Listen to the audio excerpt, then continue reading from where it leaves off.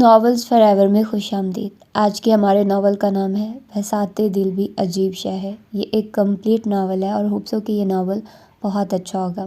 اور آپ لوگ دیکھ رہے ہیں کہ اس کا پرنٹ تھوڑا سا ڈیفرنٹ ہے باقی پرنٹ سے، تو مجھے تھوڑا سا مشکل ہوتا ہے اس کو ریڈ آؤٹ کرنے میں، مجھے الفاظ سمجھ نہیں آتے ہیں تو میں تھوڑی سی مسٹیکس کر جاتی ہوں اس طرح کی رائٹنگ میں۔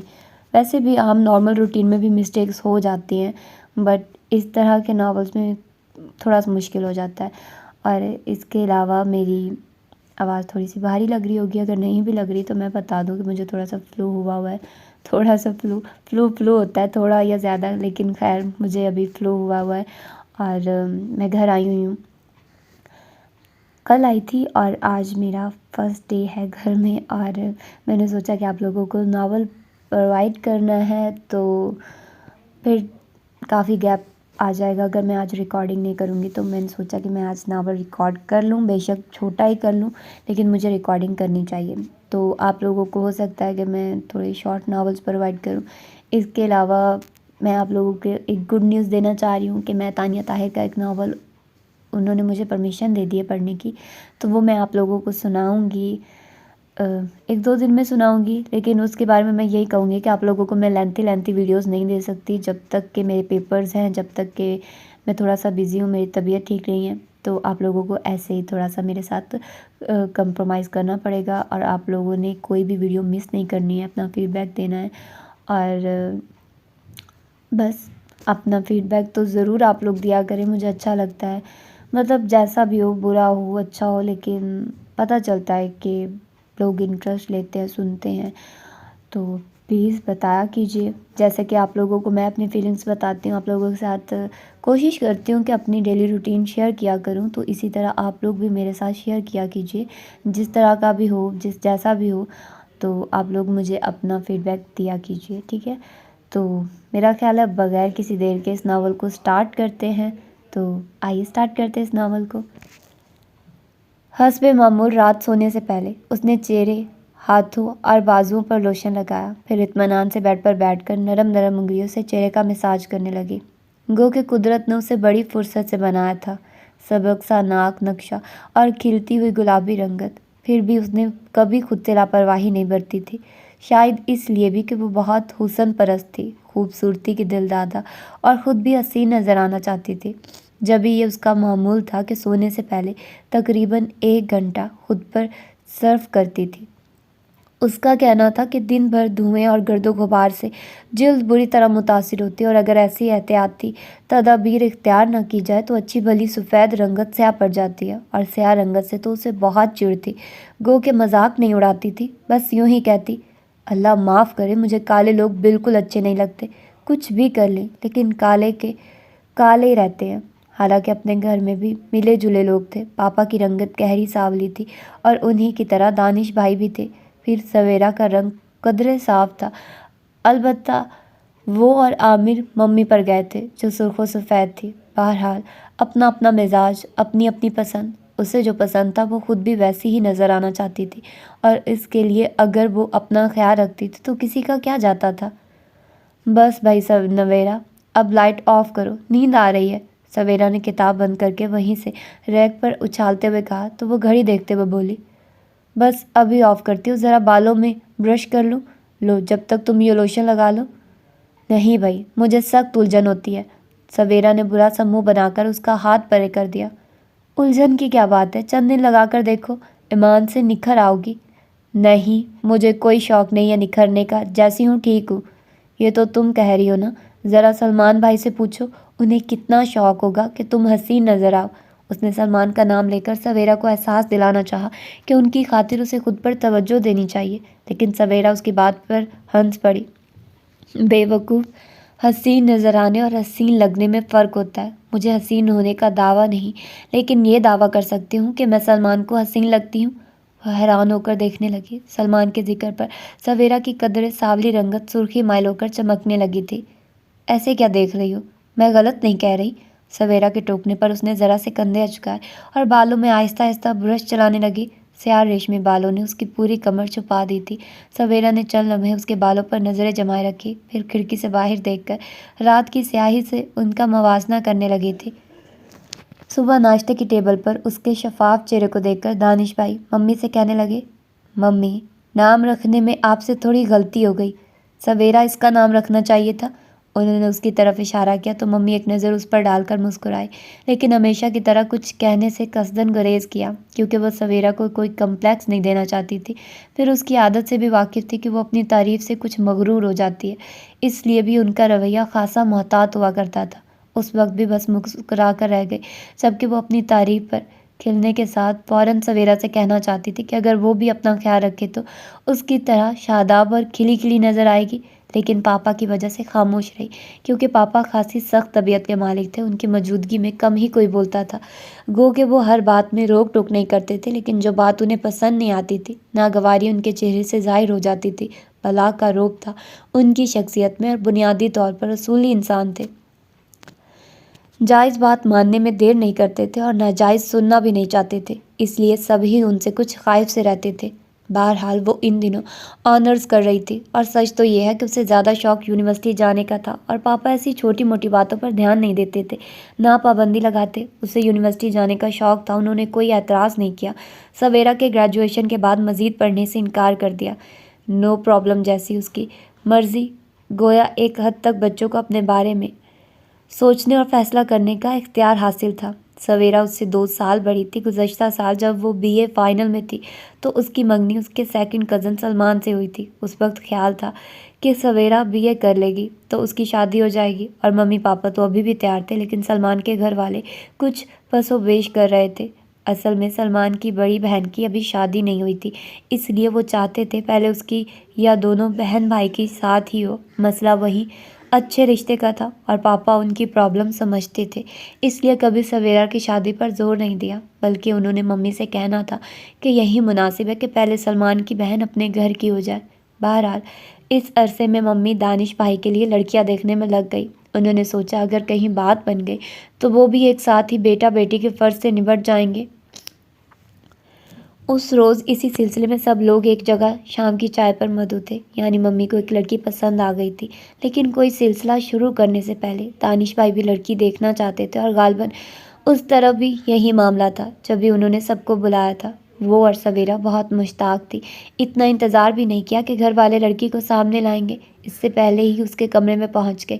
وہ اس وقت دروازے کی طرف پشت کیے اطمینان سے بالوں میں برش کرنے میں مصروف تھی۔ آہٹ پر بالوں کو جھٹکتے ہوئے ان کی طرف پلٹی تو یوں لگا جیسے بدلیوں میں سے چاند نکلا ہو۔ گلاب کی پنکھڑیوں سے لب ذرا سے نیم وا ہو کر بند ہوئے۔ آپ؟ جی میں نویرا ہوں، اور یہ سویرا۔ وہ اپنا تعارف کراتے ہوئے اس کے قریب آ گئی، پھر شوخی سے بولی، اور آپ اگر کسی کو اپنا نام نہیں بھی بتائیں گی تب بھی وہ جان جائے گا؟ وہ کیسے؟ اس نے حیران ہو کر پوچھا۔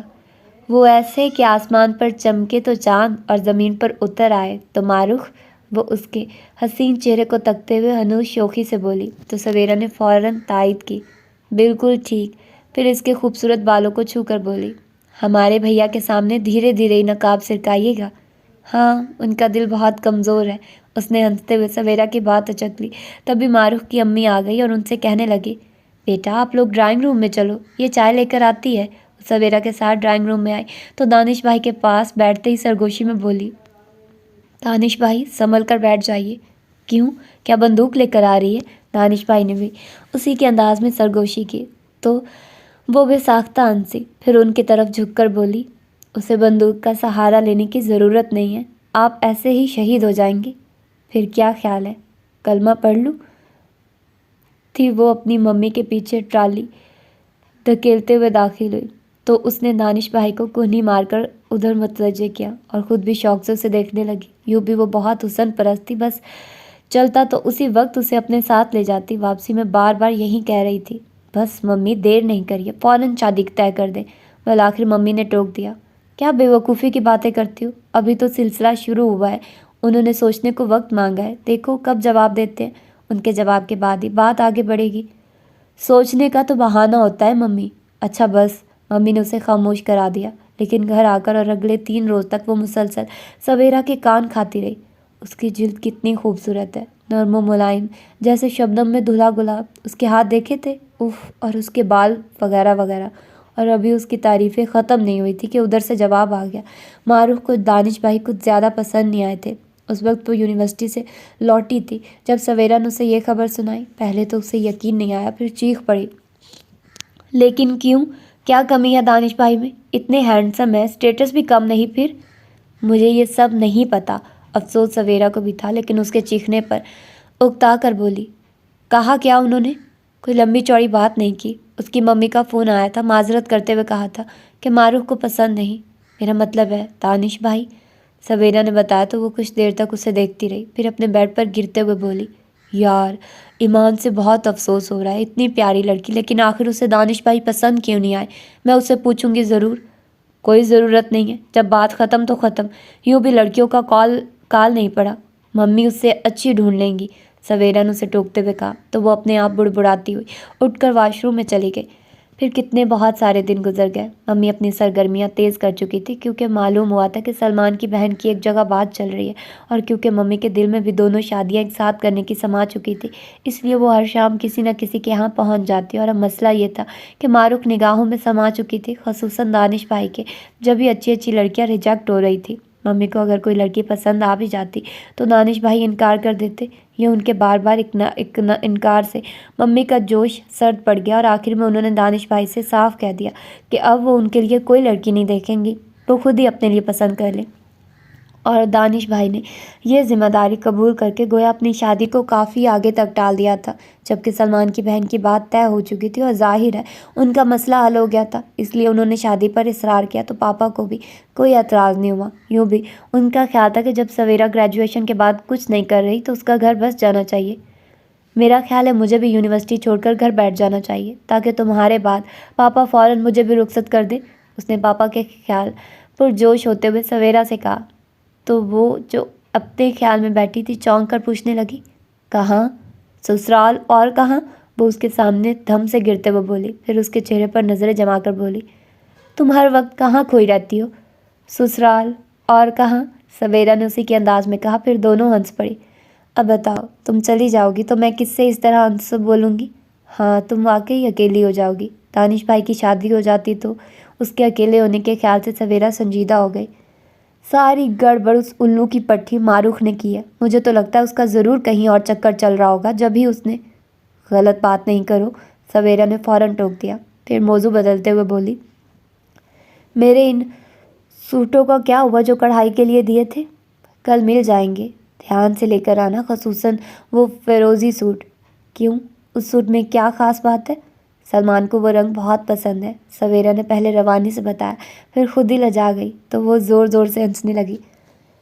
سویرا کی شادی پر جتنا ہنگامہ اور رونق تھی، اس کے رخصت ہوتے ہی سب سونا سونا ہو گیا۔ اسے اپنے اندازے سے زیادہ بوریت کا سامنا کرنا پڑا۔ یونیورسٹی کے بعد سارا وقت گھر میں اس پر بیزاری چھائی رہتی، عامر سے اس کی کم ہی بنتی تھی، اور دانش بھائی بڑے ہونے کے ناطے زیادہ لفٹ نہیں کراتے تھے۔ یوں بھی وہ صبح کے گئے، شام کو لوٹتے تو پھر اپنے کمرے کے ہی ہو کر رہ جاتے تھے۔ کچھ دن تک وہ خاصی بوکھلائی سی رہی، پھر دھیرے دھیرے عادی ہو گئی۔ اس وقت سویرا کا فون آیا تو وہ چھوٹتے ہی اس سے کہنے لگی، اب میں تمہارے بنا رہنے کی عادی ہو گئی ہوں، ورنہ شروع میں تو لگتا کہ میں پاگل ہو جاؤں گی۔ یہ بات تم مجھے سلام دعا کے بعد بھی تو بتا سکتی تھی۔ سویرا کے ٹوکنے پر وہ ہنستے ہوئے بولی، اصل میں ابھی میں یہی بات سوچ رہی تھی۔ خیر تم سناؤ، کیسی ہو؟ اور سلمان بھائی؟ میں ٹھیک ہوں، اور سلمان بھائی بھی۔ اور یہ تم نے چپکے چپکے ہی سلسلہ شروع کر دیا؟ کیسا سلسلہ؟ وہ بالکل نہیں سمجھی۔ انجان مت بنو۔ میں بالکل انجان نہیں بن رہی، صاف بتاؤ کیا کہہ رہی ہو؟ شام میں بتاؤں گی، سویرا نے کہتے ہوئے سلسلہ منقطع کر دیا تو ریسیور کو دیکھتے ہوئے اس نے ذرا سے کندھے جھکائے، پھر کریڈٹ پر رکھ کر اپنے کمرے میں آ گئی، اور ابھی سویرا کی بات کو سوچ ہی رہی تھی کہ ممی اسے پکارتے ہوئے آ گئی۔ وہ نیم دراز ہو چکی تھی، انہیں دیکھ کر اٹھ کر بیٹھ گئی۔ سویرا کا فون تھا؟ ممی نے قریب آتے ہوئے پوچھا تو اس نے اس بات میں سر ہلا دیا۔ کیا کہہ رہی تھی؟ خیریت پوچھی اور بس، میرا مطلب ہے زیادہ بات نہیں ہوئی۔ شام میں آنے کو کہہ رہی تھی؟ ہاں، میں نے اسے بلایا ہے، ممی کہتے ہوئے اس کے پاس بیٹھ گئی، پھر قدرے توقف سے کہنے لگی، شام میں کچھ مہمان آ رہے ہیں، تمہارے پاپا کے دوست ہیں، اگر تمہیں یاد ہو تو سویرا کی شادی میں ان کی بیٹی نیدا سے تمہاری ملاقات ہوئی تھی۔ نیدا؟ اس نے ذرا سا ذہن پر زور دیا، پھر فوراً بولی، جی ممی مجھے یاد ہے، نیدا اور اس کی ممی بھی تو تھی۔ ہاں وہی، اور وہ لوگ تمہارے لیے آ رہے ہیں۔ جی؟ وہ اچانک پزل سی ہو گئی تو ممی نے رک کر اسے دیکھا، پھر تفصیل بتاتے ہوئے کہنے لگی، تمہارے پاپا کے قریبی دوستوں میں سے ہیں۔ ان کا بیٹا ہائر اسٹڈیز کے لیے باہر گیا ہوا ہے اور غالباً کچھ عرصے میں آنے والا ہے، اسی کے لیے بات کرنے آ رہے ہیں۔ پھر کچھ دیر خاموش ہو کر ممی اس کے چہرے پر اپنی بات کا رد عمل دیکھنے لگی۔ بالکل سپاٹ چہرہ تھا، کوئی تاثر نہیں ابھرا۔ تب وہ کہنے لگی، میں تمہاری ماں ہوں، جانتی ہوں کہ تم سویرا سے کچھ مختلف ہو، اس لیے مجھے تم سے یہ پوچھنا پڑ رہا ہے کہ اگر تمہاری اپنی کوئی پسند ہو تو مجھے ابھی بتا دو، میں پہلے مرحلے میں کوئی عذر تراش سکتی ہوں، ورنہ اپنے پاپا کو تم جانتی ہو، اگر انہوں نے زبان دے دی تو پھر خواہ دنیا ادھر کی ادھر ہو جائے وہ اپنی زبان سے نہیں پھریں گے۔ جی، وہ خاصی بولڈ ہونے کے باوجود کچھ نروس سی ہو گئی تو ممی اس کا ہاتھ دبا کر بولی، گھبراؤ نہیں بیٹا، مجھے بتاؤ۔ نہیں ممی، میں نے تو ایسا کچھ نہیں سوچا، خاص طور سے کوئی نہیں ہے، بس آپ۔ وہ رک کر الفاظ ڈھونڈنے لگی۔ ہاں کہو، ممی نے مزید حوصلہ دیا تو وہ ناخنوں سے کھیلتے ہوئے بولی، بس ممی آپ جانتی ہیں مجھے ڈیسنٹ لوگ اچھے لگتے ہیں۔ ہاں میں جانتی ہوں۔ ممی اس کی بات پر کھل کر مسکرائی، سمجھ گئی تھی ان کی حسن پرست بیٹی کیا چاہتی ہے، پھر اس کا گال تھپک کر بولی، تم ابھی نہ سمجھو بیٹا، تمہیں تو ابھی یہ بھی معلوم نہیں کہ حسن چہروں میں نہیں بلکہ دیکھنے والی آنکھ میں ہوتا ہے۔ خیر، دھیرے دھیرے سمجھ جاؤ گی۔ وہ تو ٹھیک ہے ممی، لیکن اتنی جلدی کیا ہے؟ پہلے آپ دانش بھائی کی شادی تو کر لیں۔ دانش کو کوئی لڑکی پسند آئے تب نہ، وہ آج ہاں کرے، میں آج بارات لے جاؤں اور اس کے انتظار میں ہم تمہیں نظر انداز نہیں کر سکتے۔ رہی جلدی کی بات، تو اتنی جلدی نہیں کریں گے، تم اطمینان سے آنرز کر لو، اگر پرپوزل اچھا ہوا تو منگنی کر دیں گے جیسے سویرا کی تھی۔ ممی اسے اطمینان دلا کر اٹھ کھڑی ہوئی، پھر جاتے جاتے کہنے لگی، یوں تو انہوں نے سویرا کی شادی میں تمہیں دیکھ ہی لیا ہے، پھر بھی اگر ان کے سامنے آنا پڑے تو ذرا محتاط ہو کر آنا۔ اس نے ذرا سا سر ہلانے پر اتفاق کیا اور ممی کے جاتے ہی ندا اور اس کی ممی کو سوچنے لگی کہ سویرا کی شادی میں ان سے کس انداز میں ملاقات ہوئی تھی اور کیا کیا باتیں ہوئی تھی، وغیرہ وغیرہ۔ پھر شام میں پہلے سویرا اور سلمان بھائی آئے اور ان کی آمد کے کچھ ہی دیر بعد مہمان بھی آ گئے، تو وہ اپنے کمرے میں اکیلی بیٹھی رہ گئی۔ اسے سویرا پر غصہ آ رہا تھا اور وہ اتنی دیر سے کیوں آئے اس پر جھنجھلا رہی تھی کہ وہ ندا کو لے کر اس کے کمرے میں آ گئی۔ نویرا، یہ ندا تم سے ملنے آئی ہے۔ وہ قدر جھم کر کھڑی ہو گئی۔ ندا نے سلام کیا، پھر قریب آ کر بولی، ہماری پہلے بھی ملاقات ہو چکی ہے، یاد ہے آپ کو؟ اس نے ہلکی سی مسکراہٹ کے ساتھ اسبات میں سر ہلایا، ساتھ ہی اسے بیٹھنے کا اشارہ کیا۔ پھر سویرا کو جاتے دیکھ کر پوچھنے لگے، تم کہاں جا رہی ہو؟ میں ابھی آتی ہوں، سویرا چائے لانے کا اشارہ کرتے ہوئے چلی گئی تو وہ ندا کے ساتھ یوں ہی ادھر ادھر کی باتیں کرنے لگی۔ ندا اسی کی ہم عمر تھی، گندمی رنگت پر سبک سا ناک نقشہ، خصوصاً گہری سی آنکھوں میں بڑی کشش تھی، اور اسے دیکھتے ہوئے لاشعوری طور پر اس کے ذہن میں ایک خاکہ ابھرنے لگا، اور ابھی پوری طرح شکل واضح نہیں ہوئی تھی کہ سویرا لوازمات سمیت چائے لے کر آ گئی اور بیٹھتے ہوئے بولی، میں تم لوگوں کے لیے چائے یہیں لے آئی ہوں تاکہ آرام سے پی سکو، لو ندا۔ ایک پلیٹ اٹھا کر ندا کی طرف بڑھائی۔ Thank you. ندا نے پلیٹ تھام لی، پھر اس سے کہنے لگی، ہاں میں آپ سے کہہ رہی تھی کہ آپ اپنی ایک تصویر دے دیں، بھائی جان کو بھیجوں گی۔ تصویر بھی مل جائے گی، پہلے چائے تو دیکھو۔ سویرا نے اس کی توجہ چائے کی طرف دلائی، پھر اس کے اشارے پر بظاہر سرسری انداز میں پوچھنے لگی، تم اپنے بھائی کی تصویر لائی ہو؟ میں تو پورا البم لا رہی تھی لیکن ممی نے لانے نہیں دیا، پھر بھی میں یہ 2-3 تصویریں نکال لائی ہوں۔ اس نے پرس میں سے تصویریں نکال کر سویرا کی طرف بڑھا دی، پھر کہنے لگی، آپ نے ڈیڈی کو دیکھا ہے نا؟ بھائی جان بالکل ان کی کاپی ہیں۔ ہاں لگ رہے ہیں، سویرا تصویریں دیکھتے ہوئے بولی، پھر لفافے میں ڈال کر اس کے تکیے کے نیچے سرکا دیا اور ندا سے کہنے لگی، اس کی تصویریں بھی بھیجوں گی ممی۔ جس روز گھر کی ایک سادہ سی تقریب میں اس کی انگلی میں شہرازی کے نام کی انگوٹھی پہنائی گئی، اسی رات اس کا فون آ گیا، اور یہ محض اتفاق تھا کہ وہ اس وقت لابی سے گزر رہی تھی۔ فون کی بیل پر ریسیور اسی نے اٹھایا اور جیسے ہی ہیلو کہا، دوسری طرف سے پوچھا گیا، آپ نویرا ہیں؟ جی، آپ کون؟ بے دھیانی میں وہ تصدیق کر گئی، جس سے وہ مطمئن ہو کر بولا، نام بتاؤں گا تو آپ فون بند تو نہیں کر دیں گی؟ کیوں، آپ کے نام میں؟ وہ کچھ کہتے کہتے رک گئی، اچانک ذہن میں جھماکا سا ہوا تھا، دھڑکنیں بے ترتیب ہوئی اور ریسیور پر گرفت مضبوط کرتے ہوئے اس نے نچلا ہونٹ دانتوں میں دبا لیا۔ آپ کچھ کہہ رہی تھی؟ ایک لمحہ توقف کے بعد اس نے ٹوکا، لیکن وہ کچھ بول نہیں سکی۔ تب ذرا سا ہنستے ہوئے اس نے سراہا، بھئی واہ، اب تو بلا کی ذہین ہے، اور مجھے ذہین لوگ اٹریکٹ کرتے ہیں۔ کہیے، اور کیا کیا خوبیاں ہیں آپ میں؟ فہرست طویل ہے، گنوانے کھڑی ہوئی تو آپ گھبرا جائیں گے۔ تھوڑی کوشش سے اس کی خود اعتمادی لوٹ آئی۔ اچھا، ویسے ندا نے جو فہرست بھیجی ہے وہ بھی خاصی طویل ہے۔ اس نے کیا لکھا ہے؟ کچھ تجسس میں مبتلا ہو کر اس نے فوراً پوچھا، اس نے لکھا ہے؟ وہ سوچتے ہوئے انداز میں کہتے ہوئے رک گیا، پھر پوچھنے لگا، اپنی تعریف سننا چاہتی ہیں؟ آپ کیا تعریف کریں گے شرازی صاحب؟ آپ نے ابھی مجھے دیکھا ہی کہا ہے۔ اس کے لہجے کا زام وہ محسوس کر گیا جب بھی سپاٹ لہجے میں بولا، تصویر تو دیکھی ہے؟ اچھا ہاں، خیر یہ بتائیے آپ کو اور کس سے بات کرنی ہے؟ کسی سے نہیں، اور آپ سے بھی پھر بات ہوگی، خدا حافظ۔ سلسلہ منقطع ہو گیا تو وہ ریسیور رکھ کر اپنے کمرے میں آ گئی۔ اس کی منگنی ہوتے ہی ممی نے ایک بار پھر دانش بھائی کے لیے لڑکیاں دیکھنی شروع کر دی تھی۔ اس بار سویرا ان کا بھرپور ساتھ دے رہی تھی۔ اسے یہی خیال تھا کہ نویرا کی شادی کے بعد ممی تنہا ہو جائیں گی، اس لیے گھر میں بہو آ جانی چاہیے، لیکن دانش بھائی پتہ نہیں کیا سوچے ہوئے تھے، لڑکی دیکھنے ضرور جاتے اور فوراً منع بھی کر دیتے۔ اس روز سویرا بہت جھنجھلائی ہوئی آئی۔ ایمان سے نویرا اتنی پیاری لڑکی دکھائی ہے دانش بھائی کو، لیکن انہیں وہ بھی پسند نہیں آئی، اور اب تو میرے باپ کی توبہ، میں کوئی لڑکی نہیں دیکھوں گی۔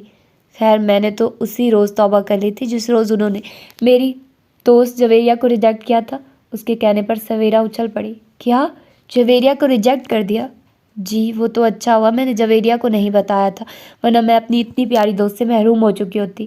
وہ خاصی نالا تھی، دل کی بڑاس نکالنے کا موقع مل گیا۔ پہلے دانش بھائی کو برا بھلا کہا، پھر رازداری سے بولی، مجھے لگتا ہے سویرا دانش بھائی کا کہیں چکر چل رہا ہے۔ سلمان بھی یہی کہہ رہے تھے۔ ٹھیک کہہ رہے تھے سلمان بھائی، لیکن انہیں چکر دینے کی ضرورت کیا ہے؟ یہاں کون سا ظالم سماج ہے؟ بلکہ ممی خود ان سے کتنی بار کہہ چکی ہیں کہ وہ خود لڑکی پسند کر لیں۔ یہی بات تو میری سمجھ میں نہیں آتی، وہ سوچتے ہوئے بولی۔ میرا خیال ہے اب ہمیں بالکل خاموشی اختیار کر لینی چاہیے۔ جب انہیں شادی کرنی ہوگی خود ہی بتا دیں گے، لڑکی کون ہے، کہاں ہے، وغیرہ وغیرہ۔ لیکن نویرا میں چاہتی ہوں، بلکہ ممی کی بھی یہی خواہش ہے کہ تم سے پہلے نہیں تو تمہارے ساتھ ضرور ان کی شادی ہو جانی چاہیے۔ سویرا کے زور دینے پر وہ اطمینان سے بولی، ہو جائے گی میری شادی، کون سی سر پر کھڑی ہے؟ جناب سر پہ کھڑی سمجھو، کیونکہ اگلے مہینے شرازی آ رہے ہیں۔ کیا؟ تمہیں کس نے بتایا؟ وہ چونکی، حیران ہوئی۔ ممی نے، اور اسی لیے تو وہ زیادہ پریشان ہے، لیکن دانش بھائی کو کوئی احساس نہیں۔ سویرا اپنی کہے جا رہی تھی، لیکن اس کا ذہن شرازی ہی میں اٹک گیا تھا۔ جیسے ہی سویرا خاموش ہوئی وہ کہنے لگی، ابھی پرسوں ہی تو ندا آئی تھی، اس نے تو ذکر نہیں کیا، بلکہ رات شرازی کا فون بھی آیا تھا اور انہوں نے بھی اپنی آمد کا نہیں بتایا۔ سرپرائز دینا چاہتے ہوں گے تمہیں، یہ اچھا سرپرائز ہے، وہ ہنسنے لگی۔ تبھی بھائی سلمان آ گئے، اسے ہنستے ہوئے دیکھ کر معنی خیزی سے بولے، کیا بات ہے، بڑی خوش نظر آ رہی ہو۔ شرازی آ رہے ہیں، اس سے پہلے سویرا بول پڑی، جب بھی پوری بتی سی نکلی ہوئی ہے۔ کوئی نہیں، وہ جھیم کر سویرا کو گھورنے لگی، لیکن اس پر کوئی اثر نہیں ہوا۔ سلمان کے ساتھ مل کر اسے چھیڑنے لگی، بڑی مشکل سے وہ ان کے درمیان سے اٹھ سکی۔ پھر دن گزرتے پتہ نہیں چلا۔ اس دوران وہ 2 بار شرازی کا فون آیا، لیکن اس نے اپنی آمد کا نہیں بتایا۔ تب وہ سمجھ گئی واقعی اسے سرپرائز دینا چاہتا ہے، اور وہ اس کے آنے کا دن، تاریخ سب جان چکی تھی، لیکن محض اس کی بات رکھنے کی خاطر نہیں جتایا۔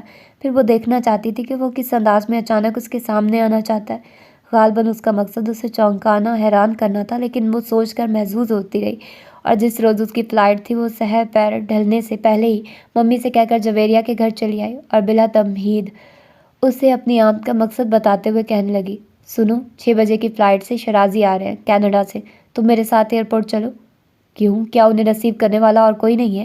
جویریہ نے یوں ہی پوچھ لیا تو وہ جھنجھلا کر بولی، کیوں نہیں، ماشاء اللہ سب ہیں، ان کے ممی ڈیڈی، بہن بھائی، لیکن میں ان کے ساتھ نہیں جا سکتی۔ بلکہ اصل قصہ کچھ یوں ہے کہ شرازی مجھے سرپرائز دینا چاہتے ہیں، یعنی ان کے خیال میں ان کی آمد سے بے خبر ہوں۔ اچھا سمجھ گئی، تم انہیں بتانا چاہتی ہو کہ تم بے خبر نہیں تھی۔ بس کچھ ایسی ہی بات ہے، پھر چل رہی ہو نا؟ اس کے منت سے کہنے پر جویریہ نے کندھے اچکائے۔ اوکے باس، ضرور جائیں گے، بس فوراً تیار ہو جاؤ، اور سنو، میرے لیے چائے بھجوا دو۔ وہ جویریہ کو دھکیل کر آرام سے بیٹھ گئی۔ پھر جس وقت وہ دونوں جناح ٹرمینل پہنچی، فلائٹ آنے میں 15 منٹ تھے۔ وہ بہت احتیاط سے چل رہی تھی۔ ممی پاپا کے بارے میں اسے ٹھیک سے معلوم نہیں تھا کہ وہ یہاں آئیں گے یا نہیں، البتہ شرازی کے گھر والوں کی موجودگی یقینی تھی، اور وہ نہیں چاہتی تھی کہ کسی کی نظروں میں آئے، اس لیے جویرا کو کھینچتے ہوئے اس جگہ آ کھڑی ہوئی جہاں اس کے خیال میں خود کو پوشیدہ رکھ سکتی تھی۔ یہاں کھڑے ہونے کی کیا تک ہے، سامنے چلو تاکہ شرازی کی پہلی نظر تم پر پڑے، جویریہ نے ٹوکتے ہوئے کہا، تو وہ اس کا ہاتھ مضبوطی سے تھامتے ہوئے بولی، نہیں یہی ٹھیک ہے، بے وقوف، یہاں تک ان کے فرشتوں کی نظریں بھی نہیں پہنچیں گی، میں انہیں ہاتھ ہلا کر متوجہ کر لوں گی۔ ہاں وہ تو جیسے، بس اب چپ ہو جاؤ، وہ اسے ٹوک کر آسمان کی وسعتوں میں نظریں دوڑانے لگی۔ کچھ دیر بعد جویریہ کو دیکھا۔ وہ اپنے برابر کھڑی خاتون سے باتوں میں مصروف ہو چکی تھی۔ تب وہ اطمینان سے لوگوں کے ہجوم میں مانوس چہرے تلاش کرنے لگی، اور ابھی شیرازی کے ڈیڈی پر نظر پڑی تھی کہ جویریہ اس کے بازو میں چٹکی کاٹ کر بولی، ادھر کہاں دیکھ رہی ہو؟ ادھر دیکھو، پلین لینڈ کر چکا ہے۔ ہیں؟ وہ ذرا سا چونکی، پھر پوری جان سے ادھر متوجہ ہوئی تو دل بڑی زور زور سے دھڑکنے لگا تھا۔ سیڑھیاں لگتے ہی مسافر نکلنا شروع ہو گیا۔ کیونکہ فاصلہ زیادہ تھا، پھر بھی اسے یقین تھا کہ وہ اسے دور ہی سے پہچان لے گی۔ نظر آئے، وہ تو نہیں جویریہ مسلسل بولے جا رہی تھی۔ اس نے جھنجھا کر ریلنگ پر رکھے اس کے ہاتھ پر زور سے مکہ مارا اور دانت پیس کر بولی، تم تو چپ کرو، بخلائے دے رہی ہو۔ لو، ایک تو میں تمہاری مدد کر رہی ہوں، ہائے میرا ہاتھ، کر چلو تمہیں بتاؤں گی۔ جویریہ اپنا ہاتھ جھٹکتے ہوئے اسے گالیاں دینے لگی، بہت کمینی ہو تم، اللہ کرے شیرازی تمہیں نظر ہی نہ آئے، لے کے میرا ہاتھ توڑ دیا، اب میں تمہارا منہ توڑوں گی۔ اس کی بات ہونٹوں میں رہ گئی۔ متحرک نظریں ساکت ہو گئی اور بے اختیار اس کا ہاتھ ذرا سا فضا میں بلند ہوا، لیکن اگلے پل اس نے مضبوطی سے ریلنگ تھام لی اور کچھ گمسم ہو کر اس شخص کو دیکھے گئی جو اپنے دراز قامت کے باعث سب میں نمایاں نظر آ رہا تھا، جس کی تصویر اس نے اس عرصے میں ہر روز دیکھی تھی، جس کے بارے میں نیدا نے کہا تھا، بالکل ڈیڈی کی طرح۔ اور اس میں کوئی شک نہیں تھا، انہی کی طرح بڑی بڑی خوبصورت آنکھیں، گھنے ابرو، چوڑی پیشانی، لیکن رنگ میں مات کھا گیا تھا، اور وہ جو بہت حسن پرست تھی، غالباً چمکتی چیز کو سونا سمجھنے والی، اسے گہری سانولی رنگت نے اس قدر مایوس کیا کہ فوراً جویریہ کی کلائی تھام کر کھینچتی ہوئے ہجوم میں سے نکلنے لگی۔ پیچھے سے وہ چیخ رہی تھی، کیا ہوا؟ دیکھ لیا اپنے شیرازی کو؟ ارے میرا ہاتھ تو چھوڑو، آخر جلدی کیا، اور یہ تم بھاگ کس لیے رہی ہو؟ اس نے کسی ایک کا بات کا جواب نہیں دیا، ہونٹ بھینچے اسی طرح اسے کھینچتی ہوئے گاڑی تک آئی، پھر سیٹ پر بیٹھتے ہی پشت سے سر ٹکا کر لمبے لمبے سانس لینے لگی، جیسے ساری جدوجہد میں خود بھی تھک گئی ہو۔ جویریہ کچھ دیر تک اسے دیکھتی رہی، پھر آہستہ سے اس کا کندھا ہلا کر تشویش سے پوچھا، نوری تم ٹھیک تو ہو؟ اس نے سانسوں کے درمیان ہوں کی آواز لگائی، پھر گردن اس کی طرف موڑ کر ذرا سی آنکھیں کھولتے ہوئے بولی، پتہ نہیں کیا ہوا، اچانک مجھے چکر آنے لگے تھے، میں گرنے لگی تھی، ابھی بھی مجھے بہت گھبراہٹ ہو رہی ہے، پلیز جلدی سے یہاں سے نکل چلو۔ اور وہ شیرازی؟ اب اس حالت میں تو میں ان کا سامنا نہیں کر سکتی، گھر پر ملاقات ہو جائے گی، بس تم چلو۔ اس نے قصداً ایسا لہجہ اختیار کیا جیسے اس کا دم گھٹا جا رہا ہو، اور جویریہ کو فوراً گاڑی اسٹارٹ کرنا پڑی۔ گھر آ کر اسے معلوم ہوا کہ ممی پاپا کے ساتھ سویرا اور سلمان بھائی بھی نہ صرف شیرازی کو ریسیو کرنے گئے ہوئے ہیں، بلکہ رات کے کھانے پر وہ انہی کے ہم مدعو ہیں۔ اس نے شکر کیا کہ وہاں اسے کسی نے دیکھا نہیں، ورنہ اس کی پوزیشن کتنی آکورڈ ہو جاتی۔ بہرحال جتنی دیر جویریہ اس کے پاس بیٹھی افسوس ہی کرتی رہی کہ وہ شیرازی کو دیکھے بغیر ہی آ گئی، اور وہ چونکہ اندر چور سی بنی ہوئی تھی، اس لیے کچھ بول ہی نہیں پائی۔ پھر جویریہ کے جانے کے بعد جب وہ تنہا ہو گئی تو اس کی نگاہوں میں وہ منظر آن سمایا جب اچانک اس کی نظریں شیرازی پر ٹھہر گئی تھی۔ کتنی دیر تک وہ اسے سوچتی رہی، لیکن اسے دیکھنے کے بعد اندر جو ایک سناٹا پھیل گیا تھا، اس میں دوبارہ کوئی شور نہیں اٹھا، جانے دھڑکنیں خاموش کیوں ہو گئی تھی، اور اس خاموشی سے وہ خود گھبرا گئی۔ اٹھ کر ٹیوب لائٹ آن کی، پھر دراز میں سے شیرازی کی تصویر نکال کر دیکھنے لگی۔ رنگین تصویر میں سارے رنگ واضح تھے۔ آف وائٹ سوٹ میں شیرازی کا گہرا سانولا چہرہ، اس سے پہلے اس نے غور کیوں نہیں کیا تھا، جبکہ اسے شروع سے کالا رنگ پسند نہیں تھا، پھر کیسے اس نے حامی بھر لی؟ وہ الجھتی ہوئی سوچ رہی تھی۔ ماں نظریں سیاہ چہرے سے ہٹ کر عقب میں آبشار پر جا ٹھہری، تب وہ اپنے آپ پر حیران ہوئی کہ اس سے پہلے وہ صرف اس منظر کو دیکھتی رہی ہے، اونچے پہاڑ سے گرتا برف جیسا پانی، اور وہ ہمیشہ اس کی ٹھنڈک اپنے اندر محسوس کرنے میں لگی رہی، اس چہرے پر کبھی غور ہی نہیں کیا جو اس منظر میں اب اجنبی سا لگ رہا تھا۔ اس نے بے دلی سی تصویر دوبارہ دراز میں ڈال دی اور اپنے کمرے سے نکل کر لاؤنج میں آئی تو دانش بھائی اسے دیکھ کر پوچھنے لگے، تم نہیں گئی؟ کہاں؟ اس نے الٹا ان سے پوچھا تو وہ تعجب سے بولے، یعنی تمہیں نہیں معلوم کہ آج شیرازی آ رہے ہیں؟ بلکہ آ چکے ہوں گے، اور سب لوگ ان کے ہاں مدعو ہیں۔ صبح اخبار میں تو ایسی کوئی خبر نہیں تھی، دیکھیے شاید ابھی ٹی وی میں بتائیں۔ اس کے مذاق پر وہ گھور کر بولے، کیا مطلب؟ آپ تو ایسے کہہ رہے ہیں جیسے کوئی پرائم منسٹر ہو جن کی پل پل کی خبریں شائع بھی ہوتی ہیں اور دکھائی بھی جاتی ہیں۔ بہرحال مجھے شیرازی کے بارے میں نہیں معلوم، ویسے بھی میں شام سے جویریہ کے یہاں گئی ہوئی تھی۔ کون جویریہ؟ اچھا وہی لڑکی جو تم نے مجھے دکھائی تھی۔ دانش بھائی نے غالباً اسے چھیڑنا چاہا، لیکن وہ جل کر بولی، بہت غلطی کی تھی میں نے آپ کو دکھا کر۔ کیوں؟ بس۔ اچھا چھوڑو، یہ بتاؤ کوئی اور لڑکی دیکھی میرے لیے؟ نہیں، اور نہ کبھی دیکھوں گی۔ اس کے صاف انکار پر دانش بھائی افسوس سے بولے، کیسی بہن ہو تم کہ تمہیں بھائی کی شادی کا کوئی ارمان نہیں۔ ارے واہ، آپ تو الٹا ہمیں الزام دے رہے ہیں۔ کتنی لڑکیاں دکھائی آپ کو، آپ گنتی نہیں کر سکتے، اور سب کی سب معروف سے زیادہ اچھی۔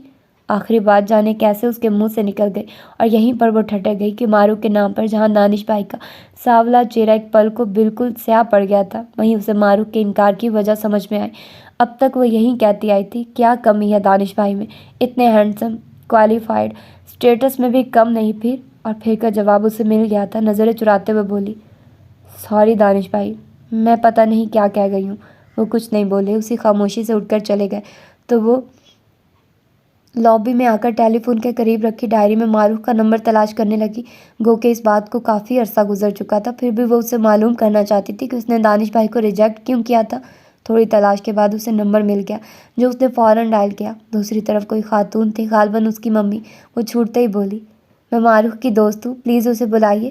بیٹا وہ تو ابھی شام میں گئی ہے۔ کہاں؟ اپنے گھر، انہوں نے کہا تو وہ کچھ افسوس سے بولی۔ تو کیا اس کی شادی ہو گئی؟ ہاں۔ کیا اس نے تمہیں شادی میں نہیں بلایا تھا؟ کیا نام ہے تمہارا؟ انہوں نے پوچھا تو اس نے فوراً فون بند کر دیا اور ادھر سے ادھر ٹہلتے ہوئے جانے کیا کچھ سوچنے لگی۔ ممی پاپا رات بہت دیر سے لوٹے۔ اس وقت وہ اپنے آپ کرتے ہوئے سو چکی تھی۔ حالانکہ وہ کوئی اتنی نادان نہیں تھی، لیکن شاید اپنے حسن کے غرور میں اور پھر حسن پرستی کے باعث صحیح غلط کی پہچان کھو رہی تھی۔ صبح ناشتے کی ٹیبل پر ممی کا کھلتا ہوا چہرہ اس بات کا غمازہ تھا کہ وہ شیرازی سے مل کر خوش ہوئی ہیں، جیسے انہیں توقع سے بڑھ کر داماد ملا ہو۔ پاپا کا انداز بھی ایسا ہی تھا، یا پھر اسے محسوس ہو رہا تھا۔ بہرحال اپنی مایوسی کے بعد اسے ان چہروں پر اطمینان اور خوشی اچھی نہیں لگ رہی تھی، اس لیے جلدی ناشتہ ختم کر کے اٹھ کھڑی ہوئی تو ممی نے اسے روک کر یونیورسٹی جانے سے منع کیا۔ کیوں ممی؟ وہ سوالیہ نظروں سے دیکھنے لگی۔ بس گھر میں کچھ کام ہے، اور ہاں سویرا کو فون کر دو، جلدی آ جائے گی۔ ممی کی بات پر اسے الجھن ہونے لگی، لیکن پاپا کی موجودگی کے باعث مزید سوال جواب نہیں کر سکی۔ پہلے لابی میں آ کر سویرا کو فون کیا، وہ غالباً خاصی مصروف تھی۔ اس کی بات پر اچھا اچھا کہہ کر فون بند کر دیا تو وہ جھنجھلاتی ہوئی اپنے کمرے میں آ گئی۔ کچھ سمجھ گئی تھی کہ شیرازی کے اعزاز میں ہی ممی کو دعوت کا اہتمام کرنا ہوگا، جب بھی سویرا کو بھی بلایا ہے، اور اس کا دل چاہا چپ چاپ کہیں چلی جائے، لیکن ممی نے تو اسے یونیورسٹی جانے سے بھی روک دیا تھا۔ وہ کچھ تحمل سے پاپا کے آفس جانے کا انتظار کرنے لگی تاکہ پھر ممی کے سامنے کچھ احتجاج کر سکے، لیکن ادھر پاپا آفس کے لیے نکلے، ادھر سویرا آ گئی اور آتے ہی اسے کندھوں سے تھام کر 2-3 چکر دیے، پھر بیڈ پر دھکا دیتے ہوئے بولی، ایمان سے نویرا، تم بہت لکی ہو، اتنے سلجھے ہوئے اور ذہین شخص کی رفاقت تمہیں ملے گی کہ ساری زندگی خود پر رشک کرتی رہو گی۔ اس نے خود کو سنبھالتے ہوئے سویرا کی بات سنی، پھر کچھ ناگواری سے اسے دیکھنے لگی، لیکن وہ اپنی دھن میں بول رہی تھی، بہت متاثر کن شخصیت ہے شیرازی کی، پتہ ہے پاپا بھی اتنے متاثر ہوئے کہ واپسی میں سارا راستہ ان کی تعریف کرتے ہوئے آئے تھے۔ میں کیا کروں؟ اس کے اکتائے ہوئے انداز پر سویرا کا جوش سرد پڑ گیا، کچھ رک کر بولی، تمہیں خوش ہونا چاہیے۔ کیوں؟ کیوں؟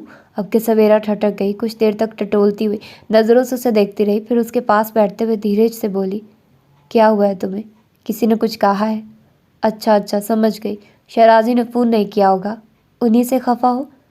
فضول باتیں مت کرو سویرا، میں کیوں ان سے خفا ہونے لگی؟ ایسا کیا ناتا ہے ان سے؟ وہ بگڑ گئی۔ اپنے دل سے پوچھو کیا ناتا ہے؟ دل ہی تو نہیں مانتا۔ اس کے بھیگے لہجے پر سویرا چونک گئی۔ کیا نہیں مانتا؟ مجھے پتہ نہیں، بس تم ممی کو منع کر دو، میں شادی نہیں کروں گی، شیرازی سے تو بالکل نہیں۔ کیا؟ سویرا کو جیسے کرنٹ لگا۔ تم ہوش میں تو ہو؟ پتہ بھی ہے کیا کہہ رہی ہو؟ ہاں، پاگل نہیں ہو گئی ہوں، پورے ہوش میں کہہ رہی ہوں کہ بس۔ سویرا نے ہاتھ اٹھا کر قدرے سختی سے اٹھے ٹوک دیا، دوبارہ یہ بات منہ سے نہیں نکالنا۔ قیامت نہیں آ جائے گی؟ آ بھی سکتی ہے، شاید ممی اس طرف آ رہی ہیں، تم واش روم میں چلی جاؤ، پھر بات کریں گے۔ سویرا تیزی سے اپنی بات ختم کر کے اٹھ کھڑی ہوئی اور ممی کے آنے سے پہلے ہی کمرے سے نکل گئی تو اس نے بھی واش روم کا رخ کیا۔ پھر سارا دن اسے سویرا سے دوبارہ اس سلسلے میں بات کرنے کا موقع نہیں ملا۔ حالانکہ سویرا خود بہت الجھی ہوئی تھی، نہ صرف اس سے اچانک تبدیلی کی وجہ جاننا چاہتی تھی بلکہ اسے سمجھانا بھی چاہتی تھی، لیکن ممی نے مسلسل اسے اپنے ساتھ لگائے رکھا۔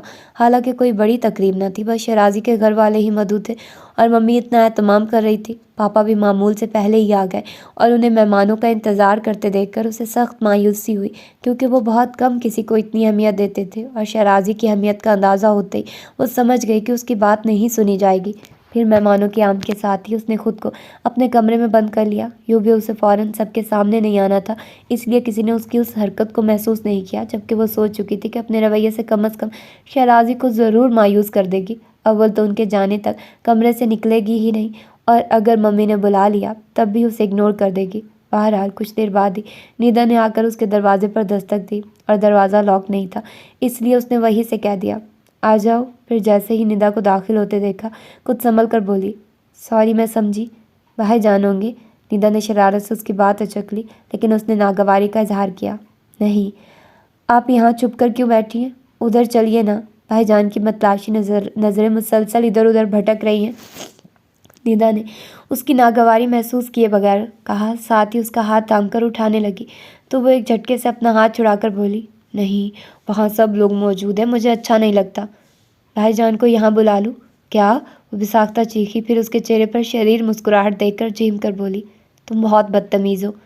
بدتمیز نہیں، شریر کہیے، ندا نے فوراً تصحیح کی، لیکن اس نے کوئی توجہ نہیں دی، قصداً چہرہ موڑ کر دوسری طرف دیکھنے لگی۔ تبھی سویرا آ کر کہنے لگی، چلو بھائی، کھانا لگ چکا ہے، اب تو آپ کو چلنا پڑے گا۔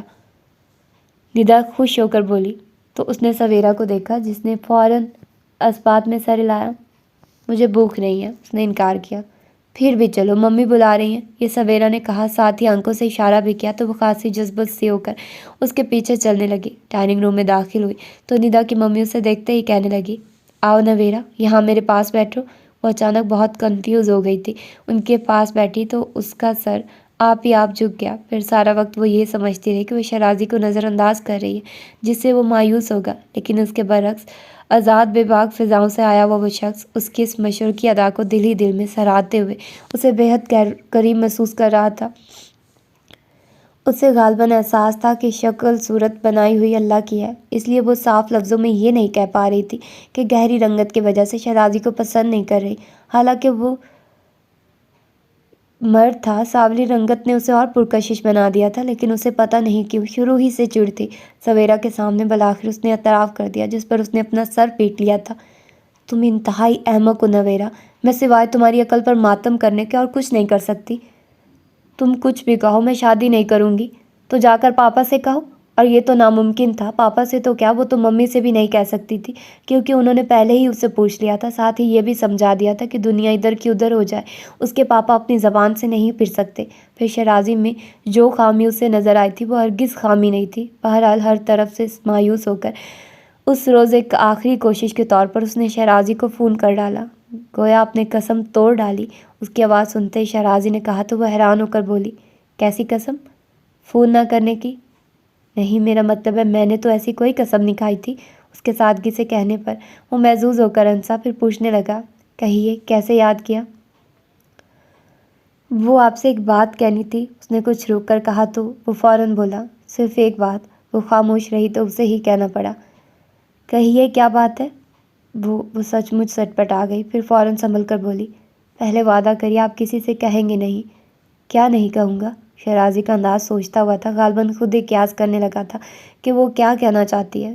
جو بات میں آپ سے کہنے جا رہی ہوں، آپ کہیے تو۔ نہیں، پہلے وعدہ کریے۔ بچوں جیسی ضد تھی، اس نے وعدہ کر لیا۔ تب وہ بہت محتاط انداز میں بولی، آپ شادی سے انکار کر دیں۔ دوسری طرف ایک دم خاموشی چھا گئی، پتہ نہیں وہ اس کی بات سمجھا نہیں تھا یا اسے یقین نہیں آ رہا تھا۔ خاموشی کا وقفہ طویل ہونے لگا تو اسے ٹوکنا پڑا، ہیلو شہرازی؟ وہ جیسے سناٹے سے نکلا، میں سن رہا ہوں۔ پھر آپ انکار کر دیں گے نا؟ لیکن کیوں، کس لیے؟ یہ اس کی الجھن آواز سے ظاہر تھی، اور وہ بھی الجھ کر بولی، بس کوئی سوال نہ کریے۔ سوال کیسے نہ کروں؟ آپ کو ابھی اسی وقت جواب دینا ہوگا۔ کیا میرے نام کی انگوٹھی پہنانے سے پہلے آپ سے پوچھا نہیں گیا تھا؟ ہمیشہ نرمی سے بات کرنے والا شخص اچانک جرح پر اتر آیا تھا، اور یہ اس کا حق تھا، وہ کیا بتاتی، پریشان ہو گئی، اور قدر توقف سے وہ ٹوک کر بولا، جواب دے نویرا، ورنہ مجھے آپ کے والدین سے پوچھنا پڑے گا۔ نہیں، آپ وعدہ کر چکے ہیں۔ اس نے گھبرا کر وعدہ یاد دلایا، لیکن وہ سہولت سے بولا، وعدہ اسی صورت میں نبھاؤں گا جو آپ سبب بتائیں گی۔ آپ سبب جان کر کیا کریں گے؟ کیا آپ کے لیے اتنا جان لینا کافی نہیں ہے کہ میں آپ سے شادی نہیں کرنا چاہتی؟ شہرازی، اگر آپ منع نہیں کریں گے تو۔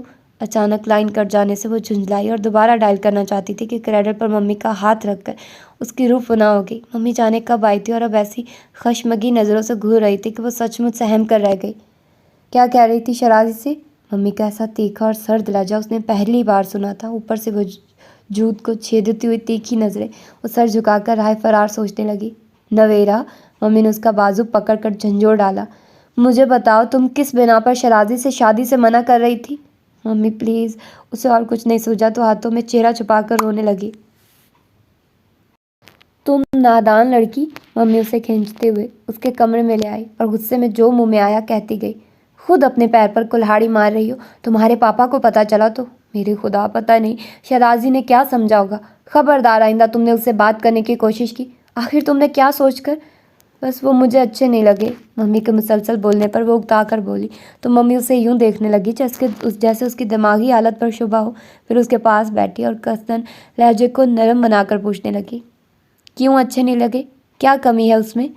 کوئی کمی نہیں، اس نے ایسی ہی اکتاہٹ میں بات ختم کر دی، کیونکہ جان گئی تھی کہ جس کمی کا وہ ذکر کریں گی اس پر ممی الٹا اسے ہی ملامت کریں گی، اور ممی بھی مزید پوچھ گچھ کا ارادہ ترک کر کے اٹھ کھڑی ہوئی۔ پھر جاتے جاتے تنبیہی لہجے میں بولی، سنو، اب میں تمہاری طرف سے مزید کوئی حماقت برداشت نہیں کروں گی، اور ہاں، شرازی فون ضرور کرے گا لیکن تم ریسیو نہیں کرو گی۔ اس نے بہت خاموش نظروں سے انہیں جاتے ہوئے دیکھا، پھر اپنی آخری کوشش کی ناکامی پر خود اپنے آپ کو گالیاں دینے لگے۔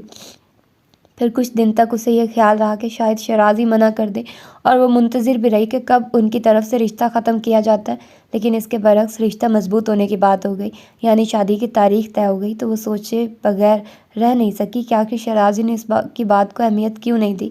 بہرحال اب جب سب طے ہو گیا تھا اور وہ خوش نہیں بھی تھی، تب بھی اسے سب قسمت کا لکھا سمجھ کر قبول کرنا تھا، اور اب زیادہ دن بھی نہیں تھے۔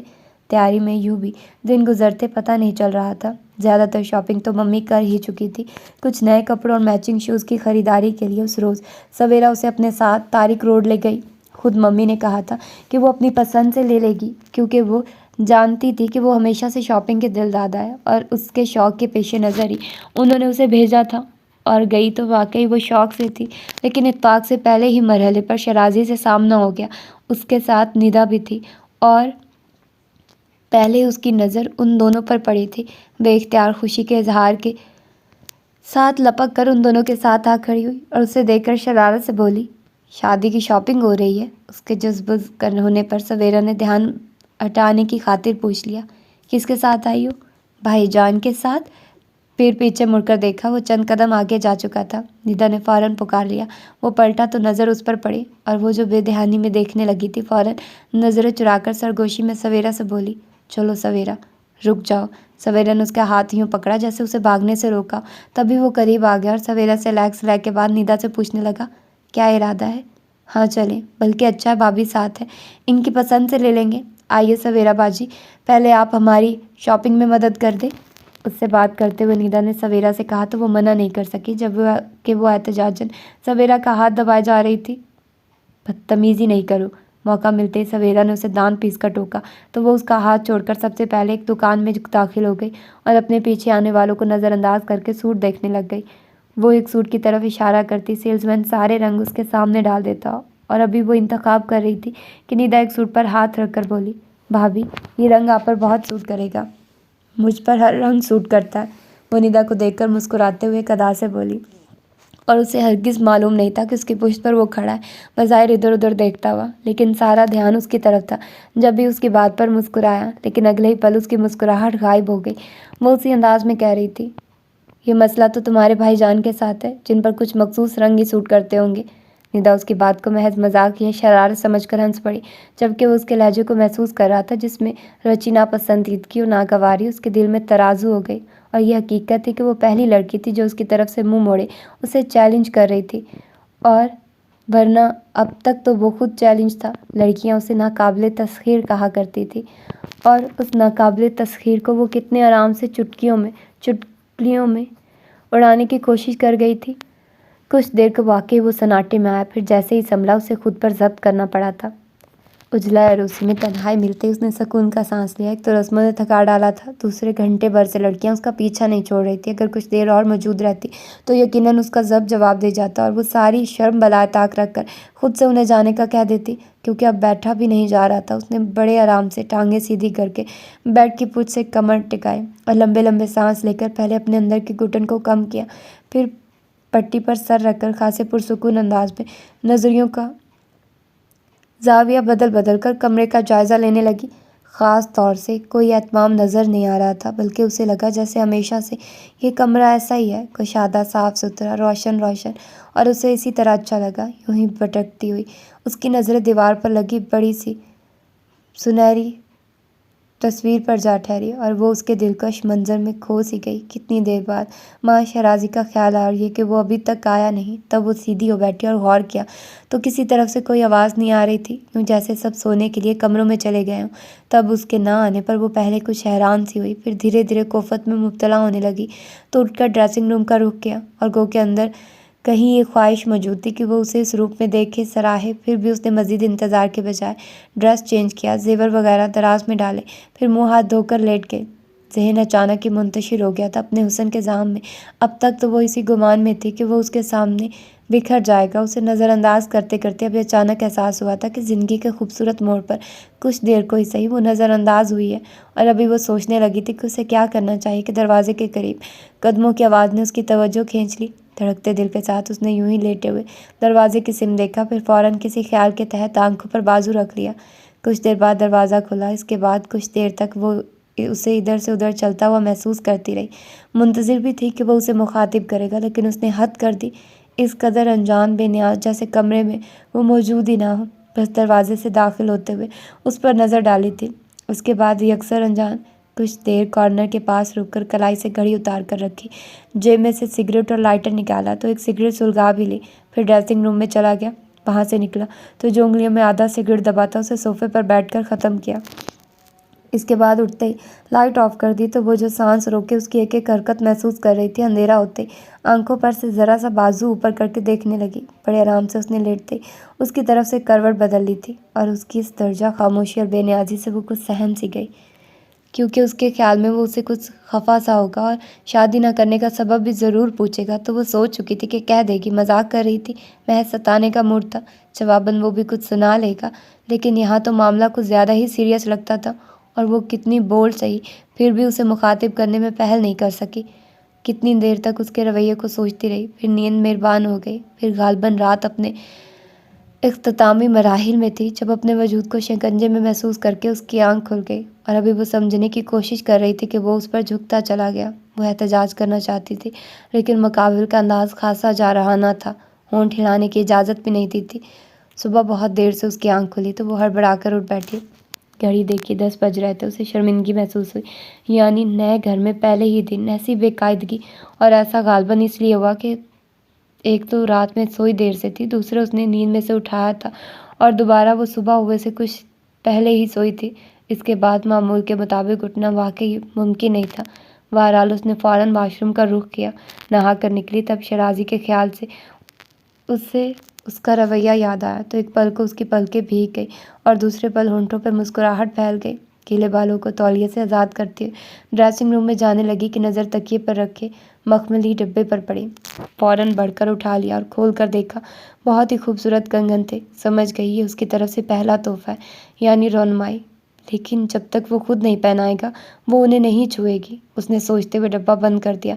फिर ड्रेसिंग रूम में आकर बाल सुलझा रही थी कि शराजी के रिश्ते की बड़ी भाभी और बहन आ गई। उसने जल्दी से दुपट्टा उठाकर सर पर डाल लिया। अब कैसी तबीयत है तुम्हारी? भाभी के पूछने पर उसने नासमझी के आलम में देखा तो वो कहने लगी, शहराजी बता रहे थे कि तुम्हारी तबीयत ठीक नहीं है, इसलिए हमने तुम्हें उठाया नहीं। बस ज़रा सर में दर्द था, वो यही कह सकी। रात इतनी प्यारी लग रही थी, नज़र लगी होगी, आपा ने कहते हुए उसके सर से दुपट्टा उठाया और ब्रश उठाकर उसके बाल सुलझाने लगी तो वो उनका हाथ थाम कर धीरे से बोली, मैं कर लूँगी, तुम जब तक मेकअप कर लो, सब लड़कियाँ तुम्हारे पास आने को बेचैन हैं। उन्होंने गोया जल्दी करने का इशारा किया, और वो मेकअप करने में माहिर थी, लेकिन उनकी मौजूदगी के बायस ज़रा से लोशन के बाद बस लिपस्टिक लगा ली। आपा ने बाल सुलझा लिए तो उसने उन्हें 2-4 बल देकर छोड़ दिया। भाभी नाश्ता लाए चली गई تو وہ دوپٹہ سر پر ڈال کر آپا کے ساتھ کمرے میں آ گئی۔ پھر جیسے ہی وہ ناشتے سے فارغ ہوئی سب لڑکیاں اس کے کمرے میں چلی آئی۔ رات وہ صرف ان کی آوازیں سنتی رہی تھی۔ اب ایک ایک کر کے دیکھ لیا تھا۔ خاصی خوش شکل اور اسمارٹ لڑکیاں تھیں۔ سب شرازی کی کزن تھی، کوئی چچا زاد، کوئی ماموں زاد وغیرہ، اور اس کا یہ خیال فطری تھا کہ جب خاندان میں اچھی خوش شکل لڑکیاں موجود تھیں پھر باہر سے لڑکی لانے کی کیا ضرورت تھی، اور وہ اسی خیال کے تحت ایک ایک کو دیکھ رہی تھی کہ اس میں کیا کمی ہے اور اس میں کیا کمی ہے۔ بھئی آپ تو ہمیں یوں گھور رہی ہیں جیسے ہم کوئی خلائی مخلوق ہیں۔ نرجس کے ٹوکنے پر اسے احساس ہوا کہ وہ واقعی مسلسل سب کو گھور رہی ہے۔ اندر ہی اندر خود کو سرزنش کرتے ہوئے سنبھل کر بیٹھ گئی۔ ایک بات بتائیے، بینا اس کے کندھے پر ہاتھ رکھ کر اسے اپنی طرف متوجہ کرتے ہوئے بولی، آپ کی کس بات یا ادا سے شرازی متاثر ہوئے تھے؟ ہاں، صرف حسین چہروں سے تو وہ کبھی محروم نہیں ہوئے جو ہم سمجھے کہ وہ آپ کے حسن پر مر مٹے۔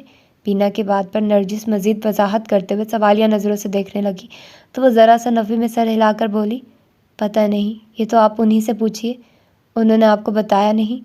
اور وہ نہیں کہنا چاہتی تھی کہ شرازی کو آتے دیکھ کر فوراً سر جھکا لیا۔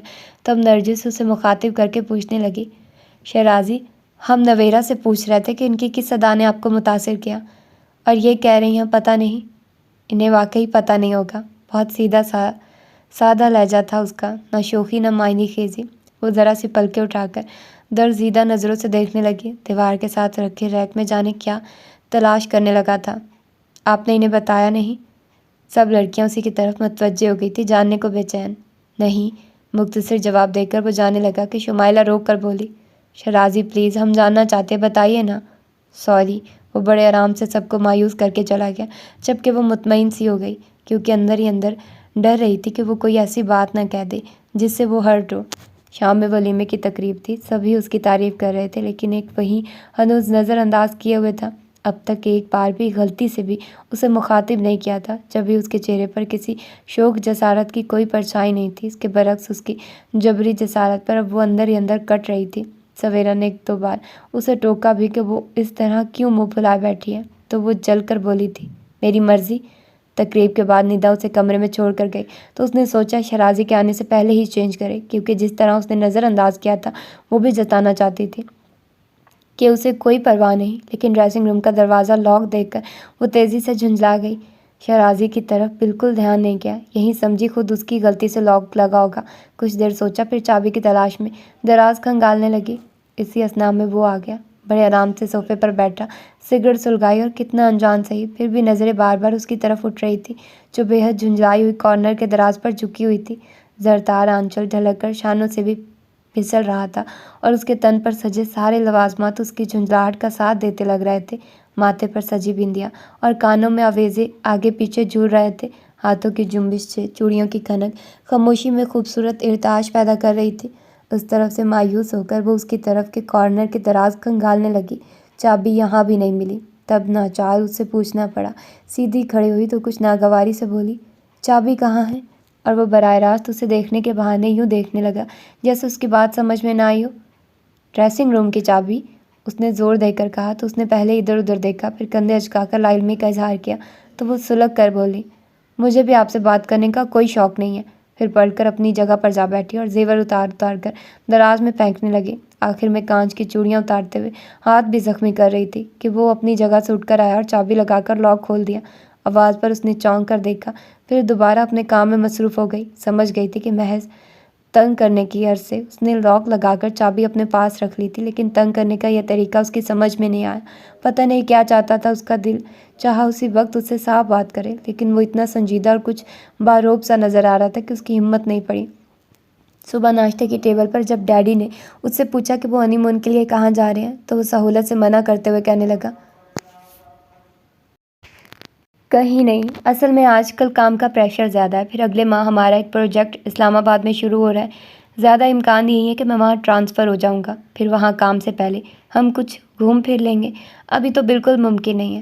وہ اس کے جواب سے خاصی مایوس ہوئی، جبکہ ڈیڈی نئے پروجیکٹ کی تفصیل پوچھنے لگے تھے۔ قدر توقف سے ممی نے غالباً محسوس کیا تو ٹوکتے ہوئے بولی، شرازی، ہر کام اپنے وقت پر اچھا لگتا ہے، کچھ دنوں کے لیے ہی صحیح، تم نویرہ کو سوات وغیرہ لے جاؤ۔ کیسے لے جاؤں ممی، میرے پاس ایک دن بھی نہیں ہے، ابھی بھی آفس جا رہا ہوں۔ کیا یعنی تم میرا قصور نہیں ہے، میں نے آپ سے کہا تھا ابھی شادی نہیں کری ہے، لیکن آپ نان سینس۔ ممی نے اس کی بات پوری نہیں ہونے دی۔ نہ تم نے مجھ سے اسلام آباد ٹرانسفر کی بات کی تھی، اور میں نے اسی لیے شادی میں جلدی کی تھی کہ تمہیں اکیلے نہ جانا پڑے۔ ٹھیک تو ہے، اور آپ کیا چاہتی ہیں؟ اس سے پہلے کہ ممی کچھ کہتی وہ اٹھ کر اپنے کمرے میں چلی آئی۔ حقیقتاً اس کا دماغ گھوم گیا تھا، یعنی سب کے سامنے اس نے اسے غیر اہم قرار دے دیا تھا، اور یہ سراسر اس کی توہین تھی۔ پوری طرح تلملاتی اس کا انتظار کرنے لگی، لیکن وہ وہیں سے آفس کے لیے نکل گیا۔ اس نے گاڑی کی آواز سن کر کھڑکی سے پردہ ہٹا کر دیکھا اور اس کے جانے پر مزید تلملا گئی۔ سمجھتا کیا ہے اپنے آپ کو، جیسے میں اس کی منت سماجت کروں گی؟ بڑبڑاتے ہوئے بیڈ کی چادر ٹھیک کر رہی تھی کہ ندا دروازہ نوک کرتے ہوئے اندر چلی آئی اور کچھ خائف سی ہو کر بولی، بھابھی آپ خفا تو نہیں ہیں؟ کس سے؟ وہ قصدن انجان بن گئی۔ وہ بھائی جان نے شاید آپ کو ہرٹ کیا ہے، اور اسے غصہ تھا تو، لیکن وہ تصدیق کر کے گھر کے بقیہ افراد کی نظروں میں اپنی اہمیت کم نہیں کرنا چاہتی تھی، اس لیے ندا کی بات پر ہنستے ہوئے بولی، ارے نہیں، شرازی نے رات ہی میں مجھے بتا دیا تھا کہ وہ بہت مصروف ہے اور ہم ہنی مون کا پروگرام سیٹ کر چکے ہیں۔ پھر انہوں نے ممی کو منع کیوں کیا؟ اس لیے کہ ممی ابھی جانے کو کہہ رہی ہیں اور ہمارا پروگرام اگلے مہینے کا ہے۔ شرازی اسلام آباد سیٹ ہو جائیں پھر؟ گویا آپ بھائی جان سے متفق ہیں۔ ندا یہ دیکھ کر کہ وہ خفا نہیں ہے مطمئن ہو گئی، جبکہ وہ اندر ہی اندر تلملا رہی تھی اور اسے مزید جھوٹ بولنا اور ندا کے سامنے پوز کرنا بہت مشکل تھا، تو اس کی بات کا جواب دیے بغیر ڈریسنگ روم میں آ گئی۔ پھر تیاری کے دوران ہی اس نے ممی کے گھر جانے کا سوچ لیا، اور جب اپنے کمرے سے نکل کر ساس سے کہا تو انہوں نے صاف لفظوں میں منع تو نہیں کیا، لیکن شادی کے بعد پہلی بار اکیلے میکے جانے پر انہیں اعتراض ہوا، اور انہوں نے کہا بھی نرمی سے، ایسے نہیں جاتے بیٹا، شرازی آ جائے اس کے ساتھ جانا۔ شرازی کو تو فرصت ہی نہیں ہے ممی، اور انہوں نے خود مجھ سے کہا تھا کہ میں چلی جاؤں۔ اس نے بدلے کے طور پر اس کا نام لے دیا، اور ممی جھٹلا بھی نہیں سکی، کیونکہ ابھی وہ دیکھ چکی تھی کہ ایک دن کی دلہن کو چھوڑ کر وہ آفس چلا گیا تھا جس پر وہ پہلے ہی نالا تھی۔ اس نئی بات پر انہیں غصہ آ گیا۔ شرازی احمق ہے، ذرا آنے دو اسے، میں پوچھتی ہوں، مشرق اور مغرب میں تمیز نہیں رہی اسے، نالائق گدھا، اور بھی بہت کچھ، اس نے دل ہی دل میں کہا۔ پھر فوراً چہرے پر مایوسی سجا کر بولی، میں کیا کروں ممی، مجھے ابھی جانا ہے۔ شام میں چلی جانا، اس طرح اکیلی جاؤ گی تو تمہارے گھر والے بھی برا مانیں گے۔ ممی نے پھر اس کے لیے نرم لہجہ اختیار کیا، اور وہ سمجھ رہی تھی پھر بھی واضح، تب مجبوراً انہیں اجازت دینی پڑی۔ گھر آئی تو ممی خفا ہونے لگی، جس پر وہ چڑ کر بولی، کیا مطلب ہے آپ کا؟ اب میں شرازی کی انگلی پکڑ کر چلوں گی؟ میرا یہ مطلب نہیں ہے، آج تمہاری شادی کو دوسرا دن ہے اور تم اس طرح چلی آئی ہو۔ تمہاری ساس نے بھی نہیں روکا تھا، پھر میری ضد سے مجبور ہو گئی، اور اگر آپ کا برا لگ رہا ہے تو چلی جاتی ہوں۔ وہ خفگی سے کہہ کر واقعی جانے لگی تو ممی نے اس کا ہاتھ پکڑ لیا، ایسی بچکانہ حرکتیں تم پہلے تو نہیں کرتی تھی، یہ اچانک تمہیں کیا ہو گیا ہے؟ پھر اسے بٹھا کر نرمی سے سمجھاتے ہوئے کہنے لگی، اگر شہرازی نے تمہیں آنے کے لیے کہا تھا تب بھی تمہیں یہاں نہیں آنا چاہیے تھا، اس طرح تو بیٹا وہ ہمیشہ کے لیے لاپرواہ ہو جائے گا۔ گو کہ یہ کوئی بڑی بات نہیں ہے، لیکن ایسی چھوٹی موٹی باتیں ہی مرد کو اس کی ذمہ داری کا احساس دلاتی ہیں، سمجھ رہی ہو نا؟ جی، اس نے سر جھکا لیا، پھر سادگی سے پوچھنے لگی، تو کیا میں واپس چلی جاؤں؟ بے وقوف، ممی نے اسے اپنے ساتھ لگا لیا، اب کیوں جاؤ گی؟ البتہ آئندہ خیال رکھنا۔ اب یہ بتاؤ ناشتہ کیا کرو گی؟ نہیں ممی، بس چائے پیوں گی۔ اچھی بات ہے، اور اگر آرام کرنا چاہو تو اپنے کمرے میں چلی جاؤ، میں چاہے وہیں بھجوا دیتی ہوں، ممی نے اٹھتے ہوئے کہا تو وہ بھی کھڑی ہو گئی اور اپنے کمرے میں آ کر لیٹی تو کچھ دیر تک ممی کی باتوں کے زیر اثر اپنی غلطی کا احساس ہوتا رہا، لیکن جیسے ہی شرازی کا خیال آیا اور اس کا رویہ، تو وہ پھر سے منتفر ہو گئی تھی۔ شام میں جب وہ اسے لینے آیا تو ممی پاپا کے سامنے یہی ظاہر کرتا رہا جیسے وہ اس سے کہہ کر آئی ہو، اور اس سے بھی بہت اچھے طریقے سے بات کی۔ ممی نے رات کے کھانے پر خاصا اہتمام کر لیا تھا، جس پر اس نے احتجاج کیا، ہم مہمان نہیں ہیں ممی، آپ اتنا تکلف نہیں کیا کریں، مجھے بالکل اچھا نہیں لگتا۔ کیا بات کرتے ہیں، یہی دن ہے مہمانی کے مزے لوٹ لیں، دانش بھائی نے خوش دلی سے کہا تو جواباً اس نے چھیڑا، آپ کے کب ارادے ہیں ایسا مہمان ہونے کے؟ میزبانی سے فرصت ملے گی تب سوچوں گا۔ دانش بھائی نے کی برجستگی پر وہ ہنسا، لیکن وہ برا سا منہ بنا کر بولی، سب بہانے ہیں، صاف کیوں نہیں کہتے کہ آپ کو شادی کرنی ہی نہیں ہے؟ ہاں، یہ تم سے کس نے کہا؟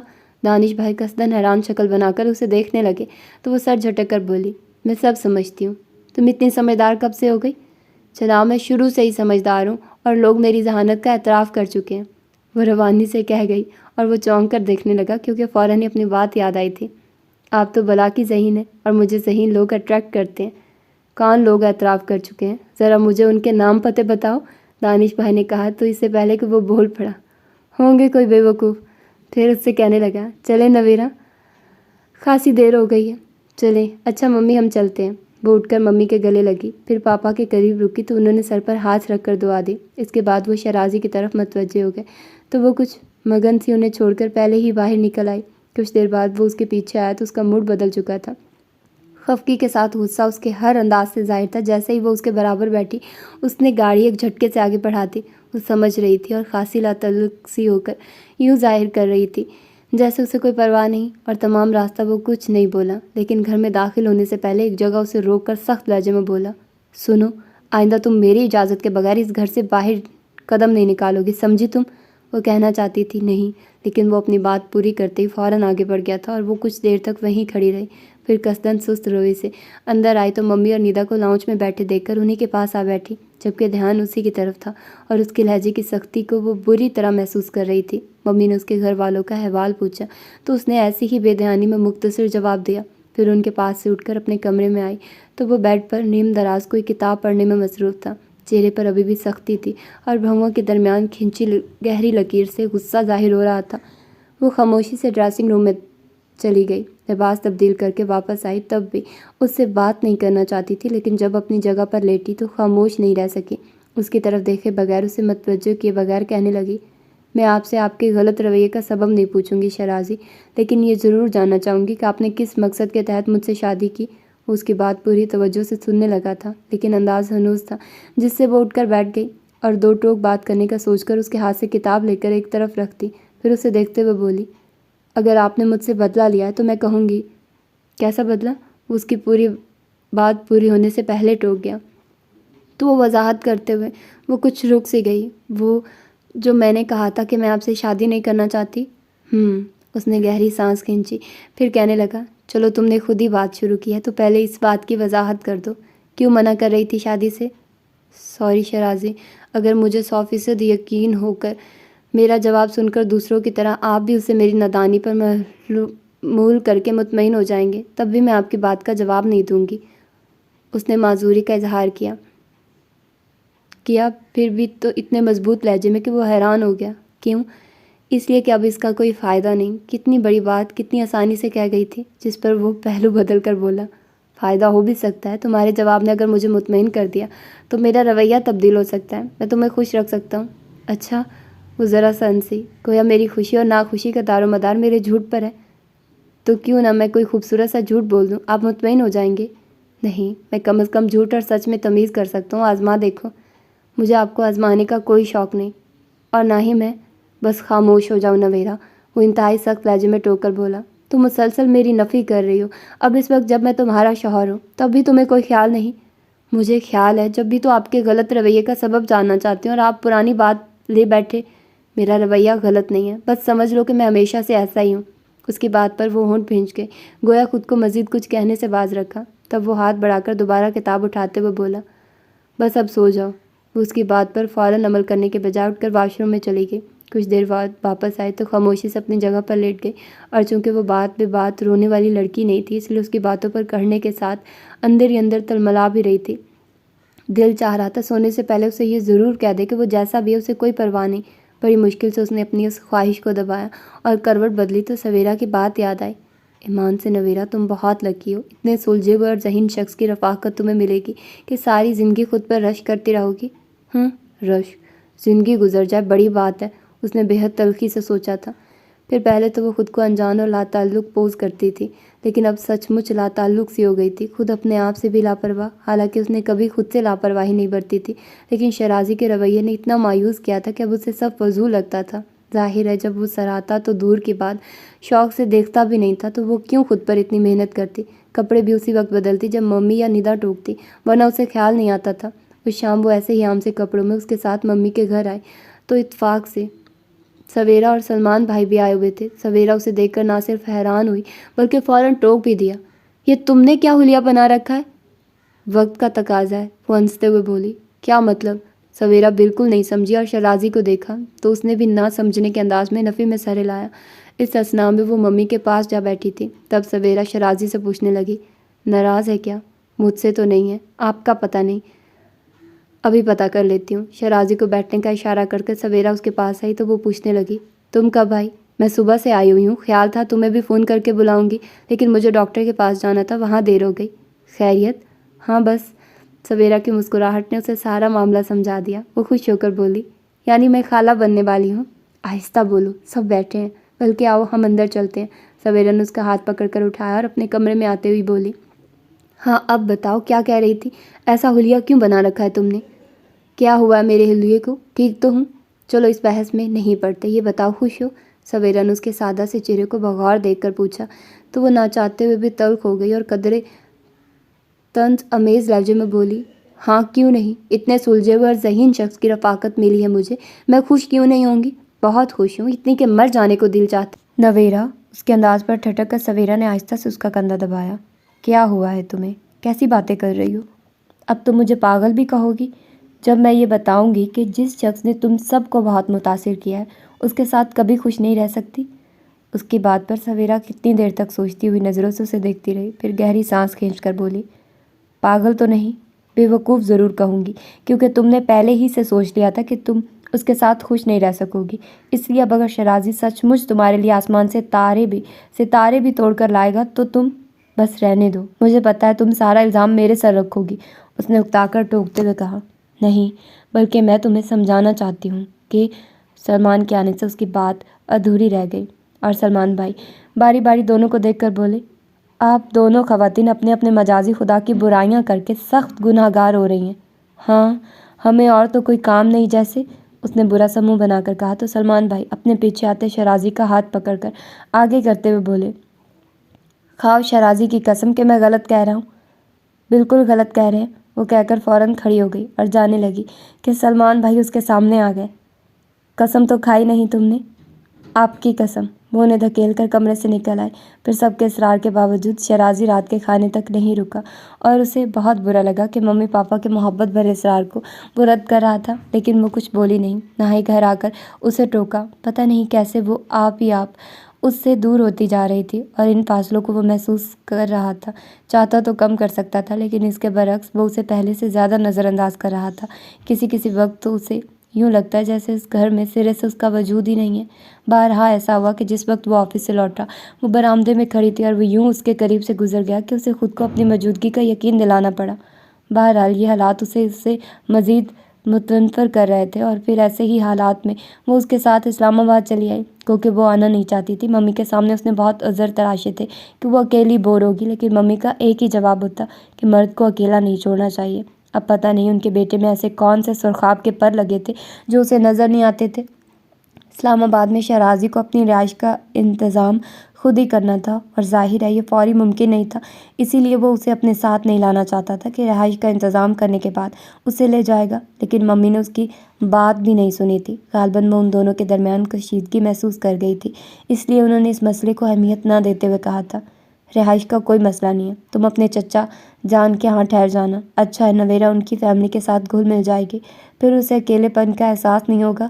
اس کے بعد ممی نے اس کے سامنے ہی چچا جان کو فون کر کے اس کے اور نویرا کی آمد کا بتایا تھا۔ جب یہ اسلام آباد ایئرپورٹ پر اس کے چچا زاد مسعود اور علینا موجود تھے۔ مسعود کو تو وہ اپنی شادی پر دیکھ چکی تھی، البتہ علینا سے پہلی بار مل رہی تھی۔ پتہ نہیں وہ اس کی شادی پر کیوں نہیں آئی تھی۔ اس کی دوسری کزنز کی طرح خاصی خوش شکل اور خوش مغزی رنگ میں ڈھلی ہوئی علینا کو دیکھ بھی اس نے یہی سوچا کہ خاندان کی خوبصورت لڑکیوں کو چھوڑ کر اس نے باہر شادی کیوں کی۔ شرازی، یا تمہاری بیوی کم گو ہے یا تم نے اس کے بولنے پر پابندی لگا رکھی ہے۔ علینا نے جس بے تکلفی سے شرازی کو مخاطب کیا وہ چونک کر دیکھنے لگی، اور دھیان اس کی طرف بھی تھا کہ وہ کیا جواب دیتا ہے، اور وہ الٹا اسے پوچھنے لگا، تمہارا کیا خیال ہے؟ مجھے تو یہ سمجھ خائف سے ہی لگتی ہے، یہ کچھ خائف سی لگتی ہے، کیوں نویرا؟ علینا نے اپنے خیال کا اظہار کرتے ہی اسے مخاطب کیا تو وہ فوراً سنبھل کر بولی، میں کیوں خائف ہوں گی، اور کس سے؟ واقعی تم کسی سے خائف ہوگی؟ علینا نے اس کی تائید کرتے ہوئے شہرازی کو یوں دیکھا جیسے کہہ رہی ہو کہ ٹھیک تو کہہ رہی ہے، اور وہ چڑھتی نظر اس پر ڈال کر شیشے سے باہر دیکھنے لگا تھا۔ چچا جان کا گھر کافی بڑا تھا اور افراد گنتی کے 4، چچا جان، چچی جان، علینا اور مسعود۔ علینا ان کی بڑی اولاد تھی، انٹر کے بعد اپنے ماموں کے پاس لندن چل گئی تھی۔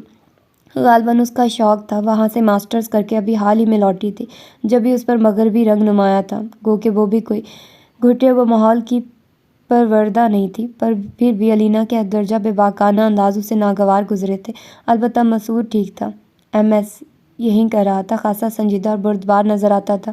بہرحال چچا جان اور چچی جان دونوں ہی ان کے آنے سے بہت خوش تھے۔ چچا جان تو یہ بھی کہہ رہے تھے کہ شیرازی کو الگ گھر لینے کی ضرورت نہیں ہے، جب تک اسلام آباد میں ہے ان کے پاس رہے، ان کے گھر میں بہت گنجائش ہے، اوپر کا پورشن تو خالی ہی تھا، اور شیرازی نے صاف منع تو نہیں کیا تھا لیکن عمادگی بھی ظاہر نہیں کی تھی، جبکہ وہ یہاں بھی خاموش تھی، جیسے یہ اس کا مسئلہ نہیں ہے۔ شیرازی کا نیا پروجیکٹ تھا، اس لیے وہ آتے ہی مصروف ہو گیا تھا۔ صبح سب سے پہلے گھر سے وہی نکلتا تھا، اس کے بعد مسعود، پھر چچا جان، اور الینا کا کچھ پتہ نہیں چلتا تھا کیونکہ ناشتے کی ٹیبل پر وہ موجود ہی نہیں ہوتی تھی۔ 11 بجے اس کی صبح ہوتی، اپنے کمرے میں ہی ناشتہ کرتی تھی، اس کے بعد کہیں جانا ہوتا تو چلی جاتی، اور نہ اس کی دلچسپی کے سامان ٹی وی اور VCR ٹیپ ریکارڈر وغیرہ اس کے کمرے میں ہی موجود تھے۔ یوں اس کا سارا دن اکیلے ہی گزرتا تھا۔ کسی وقت چچی جان کے پاس جا بیٹھتی تو کچھ وقت ان سے ادھر ادھر کی باتوں میں گزر جاتا، اور گو کہ کوئی روک ٹوک نہیں تھی، پھر بھی وہ خود کو بہت پابند محسوس کر رہی تھی۔ ظاہر اپنے گھر کی بات ہی کچھ اور ہوتی ہے، لاکھ پابندیاں ہوں پھر بھی بندہ خود کو آزاد محسوس کرتا ہے، کم از کم اپنے ہر عمل میں تو آزاد ہی ہوتا ہے۔ کبھی بے ساختہ گنگنانے کو دل چاہتا ہے، کبھی ہنسنے، کبھی رونے اور کبھی اونچا بولنے کو، اور جب اپنی بے ساختگیوں پر پہرے بٹھاتے بٹھاتے وہ تھک گئی تو اس رات اس سے پوچھنے لگی، آپ نے ابھی تک رہائش کا انتظام نہیں کیا؟ کیا مستقل یہیں رہنے کا ارادہ ہے؟ نہیں، اپنا گھر لیں گے؟ کب؟ اس کے بے صبری سے پوچھنے پر اس نے چونک کر دیکھا، پھر قدر توقف سے پوچھا، یہاں تمہیں کیا تکلیف ہے؟ تکلیف تو نہیں کوئی، بس مجھے اچھا نہیں لگتا۔ اس کی کیا گارنٹی ہے کہ اپنے گھر میں تمہیں اچھا لگے گا؟ وہاں بھی تم ایسے ہی رہو گی؟ بیزار اکتائی ہوئی وہ خاموش رہی تو خود ہی کہنے لگا، بہرحال کچھ دن کی بات ہے، پھر اپنے گھر چلیں گے۔ گھر میں نے لے لیا اور اس کے فی الحال 2 کمرے بھی ڈیکوریٹ کروا دیے۔ چلنے کو تو ہم بھی چلیں، لیکن کچن میں کچھ کام کرانا باقی ہے، پھر میں چاہتا ہوں کوئی کل وقتی ملازمہ مل جائے تاکہ اکیلے میں تمہیں پریشانی نہ ہو۔ جس سرسری انداز میں وہ بتا رہا تھا اسی سرسری انداز میں وہ سن رہی تھی، لیکن اس کی آخری بات پر بے اختیار اس کی طرف دیکھا تو وہ ذرا سے کندھے اچکا کر بولا، ظاہر ہے میں صبح کا گیا شام اور کبھی رات میں لوٹتا ہوں، اس دوران تمہیں گھر کے علاوہ باہر کے بھی کام ہو سکتے ہیں، اس کے لیے ملازم ضروری ہے؟ وہ ابھی بھی خاموش رہی تو کچھ دیر انتظار کے بعد اس نے بھی مزید کچھ کہنے کا ارادہ ترک کر دیا۔ اگلے دن شام سے ذرا پہلے وہ خاموشی سے اکتا کر برآمدے میں نکل آئے۔ فضا میں خنکی بڑھ رہی تھی، پھر بھی وہ وہیں بیٹھ گئی۔ سامنے لان میں رنگ برنگے پھول کھلے تھے، وہ ایسے مناظر سے بہت دلچسپی سے دیکھا کرتی تھی، اور ابھی بھی اس کی نظریں ادھر ہی بھٹک رہی تھی، لیکن منتشر ذہن کے باعث اسے اس منظر میں کوئی دلچسپی نظر نہیں آئی۔ رات سے اب تک وہ یہی سوچے جا رہی تھی کہ وہ اتنی ڈل زندگی کیسے گزارے گی، اور اس کی سمجھ میں نہیں آ رہا تھا کہ کیسے اپنا ہم نوا بنائے۔ سویرا اور ممی تو اسے ہی نادان اور بے وقوف کہہ کر الٹا اسے سمجھانے لگتی تھی۔ پتہ نہیں انہیں شیرازی کا سرد رویہ محسوس کیوں نہیں ہوتا تھا، شاید اس لیے کہ ان کے سامنے وہ کچھ اور ہی بن جاتا تھا۔ آخر کب تک وہ اس طرح پوز کرے گا؟ اس نے سوچا، وہاں سے اٹھنے کا ارادہ کر ہی رہی تھی کہ چوکیدار کے پورا گیٹ کھولنے پر یوں ہی ادھر دیکھنے لگی۔ گاڑی اندر آ کر رکی اور شیرازی کے ساتھ الینا کو اترتے دیکھ کر پہلی بار اسے کچھ عجیب سا لگا، حالانکہ اتنے دنوں سے وہ یہاں تھی۔ گو کہ الینا کے ہر درجہ بے باکانہ انداز اسے ناگوار گزرتے تھے، لیکن شیرازی کے ساتھ اس کی بے تکلفی کو وہ کوئی اہمیت نہیں دے رہی تھی، شاید اس لیے کہ وہ بھی اس کے لیے غیر اہم سا تھا۔ اور اب اچانک جانے کیا ہوا تھا کہ اس کا دل بیٹھنے لگا۔ بالکل غیر ارادی طور پر وہ اسے دیکھ کے گئی، جو گاڑی سے اترنے کے بعد اب اس کے ساتھ کمر ٹیکے کھڑا تھا۔ 3 پیس سوٹ میں اس کی وجاہت نمایاں تھی، پینٹ کی جیبوں میں ہاتھ ڈالے اس کا انداز خاصا لیا دیا سا تھا۔ الینا کی بات سنتے ہوئے اسے دیکھ بھی سرسری نظر سے رہا تھا۔ بہت متاثر کن شخصیت ہے شیرازی کی۔ سویرا کی سرگوشی کہیں قریب ہی سنائی تھی تو اس نے گھبرا کر اس پر سے نظریں ہٹا لی، اور ایک بار پھر وہاں سے اٹھنے کا ارادہ کر رہی تھی کہ الینا نے اسے دیکھ کر پہلے وہیں سے پکارا، پھر تیز قدموں سے قریب چلی آئی اور تعجب سے پوچھنے لگی، تمہیں سردی نہیں لگ رہی؟ اس نے نفی میں سر ہلایا تو کندھے اچکا کر انوز اسی انداز میں بولی، کمال ہے، کس مٹی کی بنی ہوئی ہو؟ پتھر سے بنی ہے یہ۔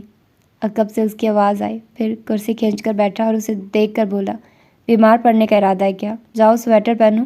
پہن لوں گی، وہ کہہ کر دوسری طرف دیکھنے لگی۔ لگتا ہے نویرا یہاں آ کر بور ہو گئی ہیں، الینا بیٹھتے ہوئے بولی، پھر شیرازی سے کہنے لگی، شیرازی کچھ وقت اس کے لیے بھی نکالا کرو، دیکھو تو بیچاری کیسے مرجھا سی گئی ہے۔ اف، وہ بری طرح سلگ گئی، یعنی اب وہ بیچاری ہو گئی تھی؟ بیچاری کو کہیں آنے جانے کا شوق ہی نہیں، نہ سیر و تفریح نہ شاپنگ، وہ کہہ کر سگریٹ سلگانے میں لگ گیا تو الینا تعجب سے اسے پوچھنے لگی، کیوں نویرا، کیا تمہیں کسی چیز کا شوق نہیں؟ اس کا دل چاہا وہ بدلے میں اسے بری طرح ہٹ کرے، لیکن ابھی کچھ دیر پہلے ہی دل اس کے لیے کسی اور انداز سے دھڑکا تھا، اس لیے چاہنے کے باوجود وہ کچھ نہیں کہہ سکی تو اٹھتے ہوئے بولی، میں چائے کا کیا ہوں؟ میرا خیال ہے اندر ہی چلتے ہیں۔ وہ دونوں بھی اس کے پیچھے چلے آئے۔ پھر جب سے وہ علینا کی شہرازی کے ساتھ بے تکلفی محسوس کرنے لگی تو اس کا بس نہیں چلتا تھا کہ فوراً اپنے گھر شفٹ ہو جائے۔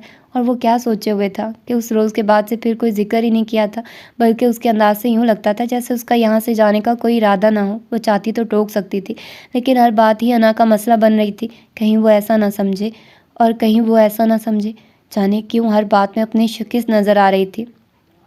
بس اندر ہی اندر کرنے لگی تھی۔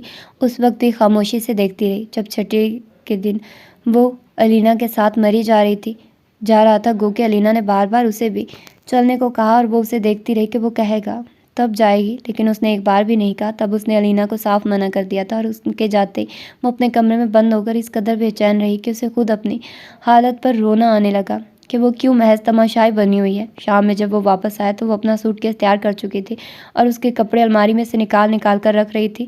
وہ کچھ دیر تک اس کی کارروائی دیکھتا رہا، پھر پوچھے بغیر نہ رہ سکا، یہ کیا کر رہی ہو؟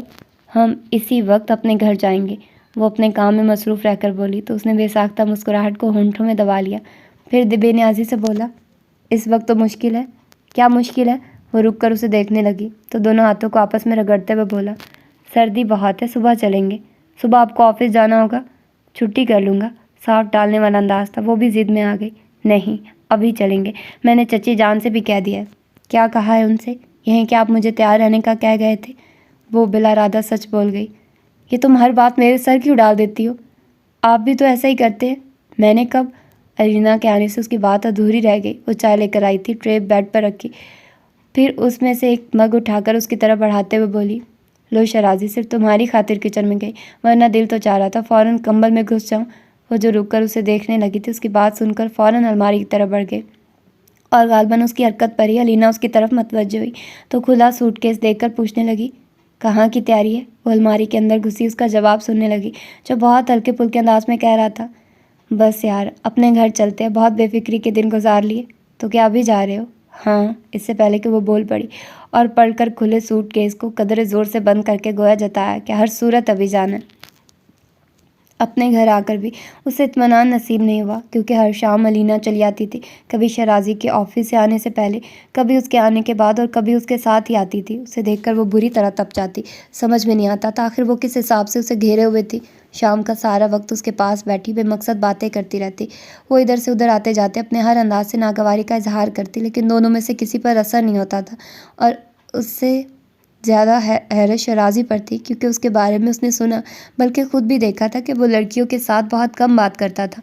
پھر علینا کے ساتھ اس کی اتنی زیادہ انڈرسٹینڈنگ سمجھ میں نہیں آتی تھی۔ اس وقت وہ اس نہج پر سوچتے ہوئے بہت دل گرفتہ سی تھی کہ ڈیڈی اور ندا کی آمد پر وقتی طور پر بہل سی گئی۔ ممی کیوں نہیں آئی؟ ندا کو گلے لگاتے ہوئے اس نے پوچھا۔ یہاں کی سردی ممی سے برداشت نہیں ہوتی، اس لیے نہیں آئی، ویسے وہ آپ کو بہت مس کرتی ہیں۔ میں بھی سب کو مس کرتی ہوں، بلکہ مجھے یہاں بالکل اچھا نہیں لگتا۔ پھر ڈیڈی سے کہنے لگی، ڈیڈی آپ شہرازی سے کہیے نا دوبارہ کراچی ٹرانسفر کروا لیں۔ کیوں، تمہاری بات نہیں مانتا؟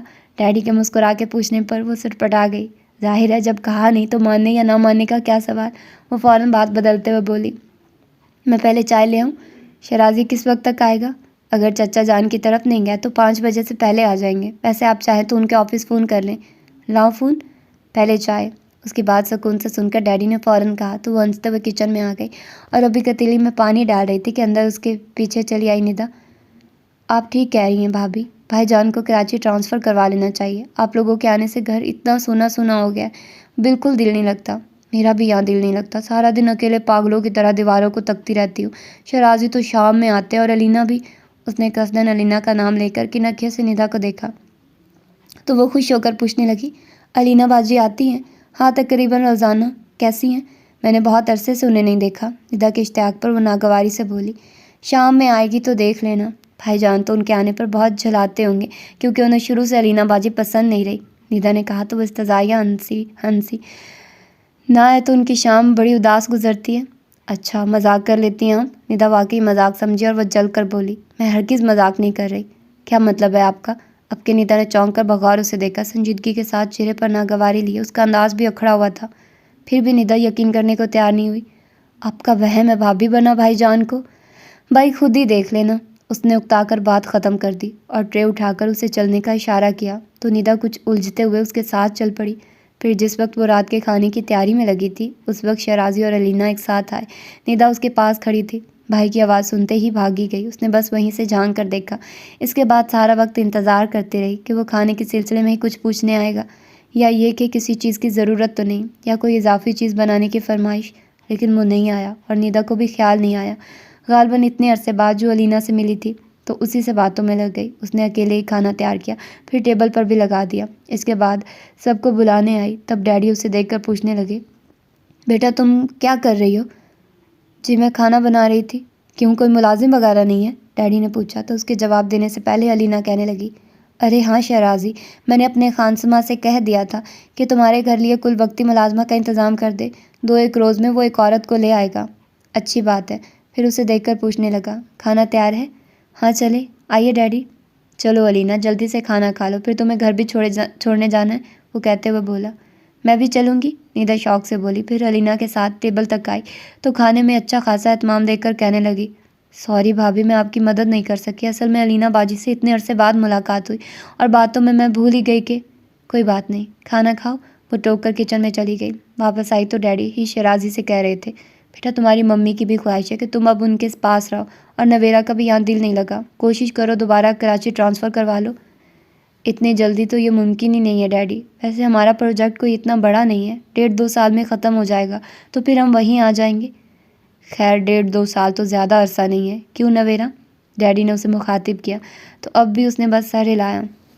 پھر ڈیڈی اور ندا کوئی 1 ہفتہ رہے، اور پہلے 1-2 دن تو ندا خود بھی علینا کے ساتھ لگی رہی، لیکن پھر اچانک اسے محسوس ہوا کہ اس کی بھابھی کچھ الگ تھلگ سی رہتی ہے اور اس کی غیر موجودگی کو کوئی محسوس ہی نہیں کرتا، خصوصاً شیرازی۔ اور واقعی اسے اپنے بھائی پر حیرت ہوئی کہ پہلے تو کبھی وہ اپنی کسی کزن کے ساتھ اتنا فری نہیں ہوا تھا، ان سے بات بھی کرتا تو نہایت مختصر اور انداز بھی لیا دیا ہوتا تھا، اور اب ساری شام علینا کے ساتھ ٹی وی لاؤنج میں بیٹھا جانے کہاں کہاں کے قصے چھڑتا تھا۔ درمیان میں کسی وقت اسے یہ خیال نہیں آتا تھا کہ اٹھ کر دیکھ لے نویرا کہاں ہے، کیا کر رہی ہے، اور بھائی کو تو وہ نہیں ٹوک سکی لیکن اس کے پیچھے پڑ گئی۔ آپ غلطی کر رہی ہیں بھابھی، کیوں بھائی جان کو اتنی دیر تک علینا باجی کے پاس اکیلا چھوڑ دیتی ہیں؟ تمہارے بھائی جان کوئی بچے نہیں ہیں جو میں انہیں بہلانے کے لیے علینا کے پاس چھوڑ دوں۔ اس کے اندر یوں بھی غبار بھرا تھا، جل کر بولی، لیکن آپ انہیں ٹوک تو سکتی ہیں یا پھر خود ان کے درمیان بیٹھا کریں۔ مجھے کوئی شوق نہیں اپنی انسلٹ کروانے کا۔ اس میں انسلٹ کی کیا بات ہے؟ تمہیں کیا پتہ؟ اچانک اس کی پلکیں نم ہو گئی، بولی تو لہجہ بھی بھیگا ہوا تھا، 2-1 بار میں نے چاہا کہ ان کے ساتھ باتوں میں شریک ہوں، لیکن شیرازی نے یہ کہہ کر اٹھا دیا کہ تم اپنا کام کرو۔ پلیز بھابھی روئے نہیں۔ ندا نے اسے گلے لگایا تو اس کے آنسو روانی سے چھلک گئے۔ میں خود بھائی جان سے بات کروں گی۔ نہیں، وہ فوراً ندا سے الگ ہو گئی اور ہتھیلیوں سے آنکھیں رگڑتے ہوئے بولی، تم شیرازی سے کوئی بات نہیں کرو گی؟ کیوں منع کر رہی ہیں آپ؟ بس نہیں۔ یہ کیا بات ہوئی بھابھی، یا تو آپ خود سٹینڈ لیں۔ ندا نے اسے اکسایا، پھر الجھتے ہوئے جیسے اپنے آپ سے بولی، آخر علینا باجی کا مسئلہ کیا ہے؟ کیوں دوسرے کا گھر تباہ کر رہی ہیں؟ اتنا تو خراب کر ہی چکی۔ کیا مطلب؟ اس نے چونک کر پوچھا تو ندا تعجب سے بولی، آپ کو نہیں پتہ؟ لندن میں انہوں نے شادی کر لی تھی، پھر سال بھر بعد ہی معلوم ہوا دونوں میں علیحدگی ہو گئی ہے۔ اس وقت بھی مجھے علینا باجی پر بہت افسوس ہوا تھا، لیکن اب میں کہہ سکتی ہوں کہ غلطی انہی کی ہوگی۔ شیرازی کو معلوم ہے؟ میرا مطلب ہے علینا کی شادی انہوں نے ہی تو ہمیں بتایا تھا، اور میرا خیال ہے بھائی جان ان کی شادی میں شریک بھی ہوئے تھے، کیونکہ ان دنوں وہ چھٹیوں میں لندن گئے ہوئے تھے۔ ندا سوچتے ہوئے بولی، پھر اسے دیکھ کر کہنے لگی، بہرحال بھابھی آپ کو خیال کرنا چاہیے۔ کیا خیال کروں؟ یہیں کہ جب علینا باجی آئیں تو؟ شیرازی کے آنے سے ندا خاموش ہو گئی، جبکہ وہ یوں ہی بے دھیانی میں اسے دیکھنے لگی تھی۔ وہ سیدھا الماری کی طرف بڑھ گیا، پھر وہیں سے ندا کو مخاطب کیا، کل چھٹی کا دن ہے ندا، مری جب چلو گی؟ ہاں چلیں گے، ندا خوش ہو کر بولی۔ سنا ہے خوب برف باری ہو رہی ہے، پھر تو بہت مزہ آئے گا، کیوں بھابھی؟ ہاں مجھے بھی برف سے ڈھکے پہاڑ بہت اچھے لگتے ہیں، وہ بھی ندا کی طرح خوش ہو کر بولی تو الماری بند کرتے ہوئے وہ پلٹ کر اسے دیکھنے لگا۔ آنکھوں میں امڑی گلابی اس کا رونا ظاہر کر رہی تھی۔ اسے افسوس ہوا کہ کہیں وہ اسے بہت زیادہ تو نہیں ستا گیا۔ بے اختیار ایک قدم اس کی طرف بڑھا، لیکن پھر کسی خیال کے تحت وہیں سے باہر نکل گیا۔ اگلے روز مری جاتے ہوئے وہ بار بار یہی کہہ رہا تھا کہ علینا کو بھی ساتھ لے چلتے ہیں، اور وہ تو خاموش رہی، لیکن ندا نے ہر بار ٹوکا تھا کہ انہیں لے جانے کی ضرورت نہیں ہے۔ اس کے باوجود اس نے پہلے گاڑی چچا جان کے گھر روکی اور انہیں گاڑی میں ہی چھوڑ کر یہ کہتے ہوئے اندر گیا کہ وہ علینا کو لے کر آتا ہے، لیکن کچھ دیر بعد وہ مایوس سا واپس آیا اور ڈرائیونگ پر بیٹھتے ہوئے بولا، اسے بھی آج ہی بیمار ہونا تھا۔ طنزیہ یہ انداز میں اس نے تعصب کا اظہار کیا اور فوراً شیشے سے باہر دیکھنے لگی تھی، جس کا بدلہ اس نے یوں لیا کہ مریم سارا وقت علینا کا ذکر کرتا رہا۔ وہ اندر ہی اندر تلملاتی رہی لیکن بولی کچھ نہیں، البتہ واپس آتے ہی ندا سے کہنے لگی، میں بھی تمہارے ساتھ چلوں گی کراچی۔ ضرور چلیں، ندا فوری طور پر یہی کہہ سکی کیونکہ یہ ساری صورتحال خود اس کی سمجھ میں نہیں آ رہی تھی۔ کچھ دیر سوچنے کے بعد کہنے لگی، بھائی جان سے پوچھ لیں، پتہ نہیں وہ آپ کو ہمارے ساتھ جانے دیں گے یا نہیں۔ ارے ان کی تو دلی خواہش ہوگی کہ میں کہیں دفعہ ہو جاؤں، اس نے اتنے غصے میں کہا کہ ندا خاموش ہو گئی اور اسے یقین تھا کہ وہ اس کے جانے کا سن کر خوش ہوگا، لیکن اس کے برعکس رات میں جب اس نے اپنے جانے کی بات کی تو وہ کتنی دیر تک اسے دیکھتا رہا، پھر پوچھنے لگا، کیوں جانا چاہتی ہو؟ اپنے آپ سے پوچھیے، وہ بلا ارادہ کہہ گئی۔ اپنے آپ سے کیا پوچھوں؟ یہی کہ وہ کچھ کہتے کہتے رک گئی اور قدر توقف سے ضدی لہجے میں بولی، بس میں جا رہی ہوں، کوئی ضرورت نہیں ہے ابھی جانے کی، 1-2 مہینے بعد میرا جانا ہوگا، تب تمہیں بھی لے جاؤں گا۔ اپنی بات منوانے کے لیے وہ اچانک رویہ بدل لیتا تھا، یوں روب سے بولا کہ کتنی دیر کے لیے وہ خاموش ہو گئی۔ اس دوران مسلسل خود کو سرزنش کرتی رہی کہ آخر وہ اس کے روب میں کیوں آ جاتی ہے۔ کتنی دیر بعد بولنے پر آمادہ ہوئی تو کہنے لگی، ڈیڈی اور ندا کے ساتھ جانے پر آپ کو اعتراض کیوں ہے؟ اعتراض مجھے تمہارے جانے پر بھی نہیں ہے، بس اپنا خیال ہے کہ ایک تو میں اکیلا ہو جاؤں گا، دوسرے کھانے وغیرہ کی پرابلم بھی ہوگی، نہ تو آپ اکیلے ہوں گے اور نہ کھانے کی پرابلم ہوگی۔ اس کی بات پر وہ خاصی جذبز ہو کر بولی، اماں ہے نا، اب تو کھانے کا انتظام وہیں کرتی ہیں، رہی تنہائی تو وہ صرف تمہارے خیال سے دور نہیں ہو سکتی۔ وہ فوراً بول پڑا تو ایک پل کو وہ حیران ہوئی، پھر سر جھٹک کر بولی، میرا خیال ہے آپ مجھے بے وقوف نہیں بنا سکتے۔ کیا مطلب ہے تمہارا؟ پہلے کب میں نے تمہیں بے وقوف بنایا ہے؟ مجھے نہیں پتہ۔ وہ منہ پھلا کر لیٹ گئی۔ پھر جب اس نے ندا کو بتایا کہ شرازی اسے ان کے ساتھ نہیں جانے دے رہا تو وہ بے اختیار بولی تھی، مجھے پتا تھا بھائی جان آپ کو نہیں جانے دیں گے، وہ آپ کے بغیر رہ ہی نہیں سکتے۔ بس کرو ندا، تم تو ایسی باتیں مت کرو، اس نے تعصب بھرے انداز میں ٹوکا تو ندا اس کی تھوڑی چھو کر بولی، جو سچ ہے وہی کہہ رہی ہوں، یقین کریے، اگر بھائی جان آپ کو جانے کی اجازت دے دیتے تو مجھے بہت دکھ ہوتا۔ میں سمجھتی وہ بدل گئے ہیں، لیکن نہیں، وہ نہیں بدل سکتے۔ واقعی وہ نہیں بدل سکتے، اوور روز جیسے تھے ابھی بھی ویسے ہیں۔ ندا نے پتہ نہیں کیا سوچ کر کہا اور وہ اپنے حساب سے کہہ رہی تھی، آخر کو میرے بھائی ہیں، ندا ترا کر بولی تو وہ ہوں انداز میں سر ہلا کر دوسری طرف دیکھنے لگی۔ ڈیڈی اور ندا چلے گئے تو وہ پھر اکیلی ہو گئی۔ ایک اماں تھی جو کام کاج سے فارغ ہو کر اس کے پاس آ بیٹھتی اور ان سے وہ کیا باتیں کرتی، بس انہی کی سنتی تھی۔ پتہ نہیں کون سی زبان بولتی تھی کہ وہ کوئی بات ہی سمجھ پاتی اور اپنی بات سمجھانے میں بھی اسے مشکل پیش آتی کیونکہ وہ اردو نہیں جانتی تھی۔ کسی وقت وہ اپنا سر پیٹ لیتی کہ کہیں کہتی کیا اور ہوتا کیا تھا۔ اس وقت وہ انہیں کوئی بات سمجھانے کی کوشش میں جھنجھلائی جا رہی تھی اور وہ سامنے بیٹھا بڑی دلچسپی سے اسے دیکھنے کے ساتھ اس کی جھنجھلاہٹ پر محظوظ بھی ہو رہا تھا۔ بیچاری اماں سمجھی کہ وہ ان پر ناراض ہو رہی ہیں، مسکین سی شکل بنا کر کھڑی تھی۔ تب وہ ان پر رحم کھا کر چلا آیا۔ وہ اس سے کہنے لگا، کیا بات ہے مجھے بتاؤ؟ میں ان سے یہ کہہ رہی ہوں کہ آج سردی زیادہ ہے، فرش نہ دھوئیں تو یہ بات آرام سے بھی کہی جا سکتی ہے۔ اس نے قصداً چھیڑا تو وہ غصے سے بولی، آپ کہہ دیں آرام سے۔ اس نے اماں ہی کی زبان میں اس کی بات ان تک پہنچائی اور ان کے جانے کے بعد اس سے کہنے لگا، تمہیں تو ان کے ساتھ بہت مغز ماری کرنی پڑتی ہوگی، ایسا کرو ان کی زبان سیکھ لو، کوئی اتنی مشکل نہیں ہے۔ شکریہ، مجھے اگر سیکھنی ہوگی تو سب سے پہلے وہ زبان سیکھوں گی جو آپ کی سمجھ میں آئے۔ اس کی بات پر بے ساختہ ہنسا، پھر قدرے شوق نظروں سے دیکھ کر پوچھنے لگا، کیا سمجھانا چاہتی ہو مجھے؟ اس کی شوق نظروں نے اندر ہلچل مچا دی۔ نروس سی ہو کر وہ اس کی طرف سے رخ موڑ گئی اور کچھ کہنا چاہتی تھی کہ علینا کی گاڑی کا ہارن سن کر ہونٹ بھینچ گئے۔ کچھ دیر رکا رہا، غالباً اس کے بولنے کا انتظار کیا، پھر یہ کہتے ہوئے باہر نکل گیا، میں علینا کے ساتھ ایک ضروری کام سے جا رہا ہوں، واپسی میں کچھ دیر ہو جائے گی۔ علینا کے ساتھ ضروری کام؟ اس نے تلخی سے سوچا اور سارا دن اس کے اندر الاؤ دہکتا رہا تھا۔ پھر شام میں وہ لوٹا تو علینا بھی ساتھ تھی۔ اس نے دیکھا ہمیشہ سے مختلف ہولیوں میں تھی، کاٹن کا شلوار سوٹ، ہاف کوٹ اور دوپٹے کی جگہ مفلر گلے میں لپٹا ہوا تھا، کچھ سنجیدہ بھی لگ رہی تھی۔ اماں نے چائے بنا لی تو جانے کیا سوچ کر وہ خود ہی بڑے ٹرے اٹھا کر ان دونوں کے پاس آ گئی۔ شرازی نے ایک مگ اٹھا کر پہلے علینا کو دیا، پھر خود لیا تو اس نے ٹرے وہیں ٹیبل پر رکھ دی اور اپنا مگ لے کر بظاہر انجان اور لا تعلق سی ہو کر بیٹھ گئی۔ تم؟ وہ اسے بیٹھے دیکھ کر اسی قدر کہہ پایا تھا کہ وہ بول پڑی، چلی جاؤں؟ خاصی ذہین ہو، اس کے مسکرا کر کہنے پر شاکی لہجے میں بولی، ذہین ہوتی تو یہاں کبھی نہ ہوتی۔ اس کے ساتھ ہی اٹھ کر اپنے کمرے میں آ گئی۔ حقیقتاً اس وقت اس کا ضبط جواب دے گیا تھا۔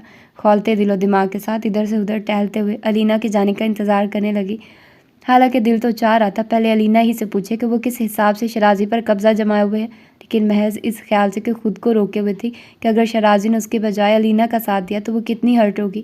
کتنی دیر بعد جب وہ کمرے میں آیا تو وہ ٹہلنے کے بجائے تھک کر دونوں ہاتھوں میں سر تھامے بیٹھی تھی۔ وہ تشویش سے پوچھنے لگا، کیا ہوا نویرا، ٹھیک تو ہو؟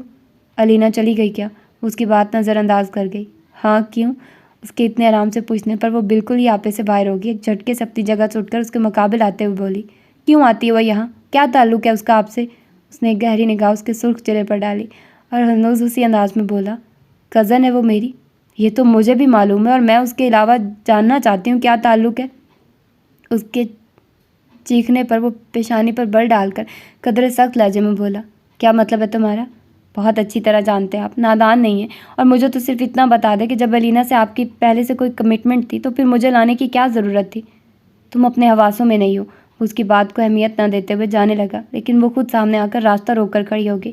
آپ ایسے نہیں جا سکتے شرازی، پہلے میری بات کا جواب دیں۔ تمہاری فضول باتوں کا میرے پاس کوئی جواب نہیں ہے۔ وہ اسے ایک طرف دھکیل کر باہر نکل گیا تو وہ کچھ دیر تک اس کے پیچھے نظریں جمائے کھڑی رہی۔ پھر کچھ سمجھ میں نہیں آیا تو کمرے کا دروازہ زور سے بند کر کے اندر سے لاک لگا دیا۔ اس کا بس نہیں چل رہا تھا، کیا کر ڈالے؟ ایک ایک چیز اٹھا کر پٹکتی رہی۔ اس پر بھی غصہ کم نہیں ہوا تو ہاتھوں میں چہرہ چھپا کر رونے لگی، اور کیونکہ وہ بات بات پر رونے والی لڑکی نہیں تھی اس لیے اپنے رونے پر بھی اسے غصہ آ رہا تھا کہ وہ کیوں رو رہی ہے۔ بار بار آنکھیں رگڑتی لیکن آنسو رکنے کا نام نہیں لے رہے تھے۔ تبھی دروازے پر دستک کے ساتھ اس نے پکارا، نویرا دروازہ کھولو۔ اس نے کوئی جواب نہیں دیا اور واش روم میں جا کر منہ ہاتھ دھونے لگی۔ واپس آئی تو وہ اسی طرح پکار رہا تھا۔ اب اس کی آواز میں جھنجھلاہٹ کے ساتھ تشویش بھی تھی۔ دروازہ کھولو نویرا۔ کیوں؟ وہ دروازے سے لگ کر تیز لہجے میں بولی، اور دوسری طرف غالباً اس کی آواز سن کر وہ مطمئن ہو گیا۔ کیوں کا کیا مطلب ہے؟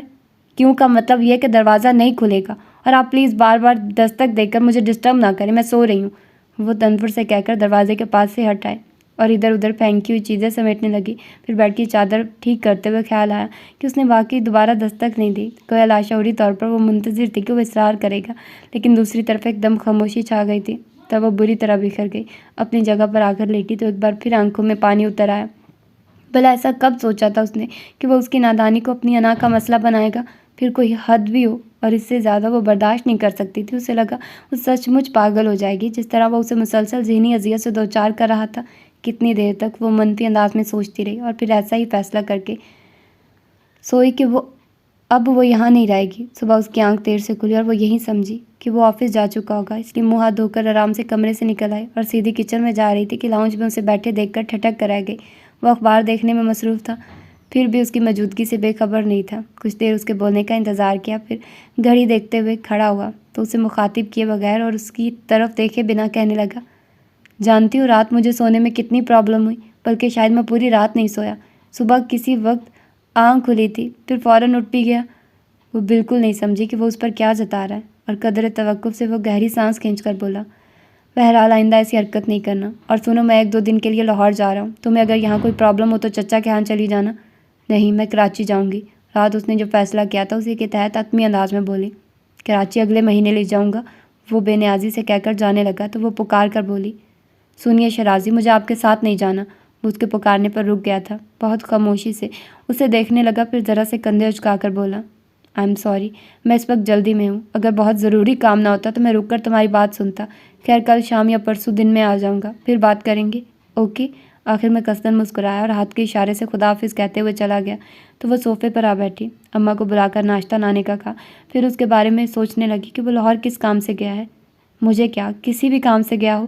اماں کو ناشتہ لاتے دیکھ کر وہ سر جھٹک کر بڑبڑائی، پھر ناشتے کے بعد کی اتنی دیر تک اس کمرے میں جھانکتی پھری۔ اب جیسے کرنے کو کوئی کام نہیں تھا۔ دوپہر کے قریب چچی جان کا فون آ گیا۔ پھوٹتے ہی کہنے لگی، بیٹا ہو سکتا ہے رات میں تمہیں ڈر لگے، اس لیے یہاں چلی آؤ۔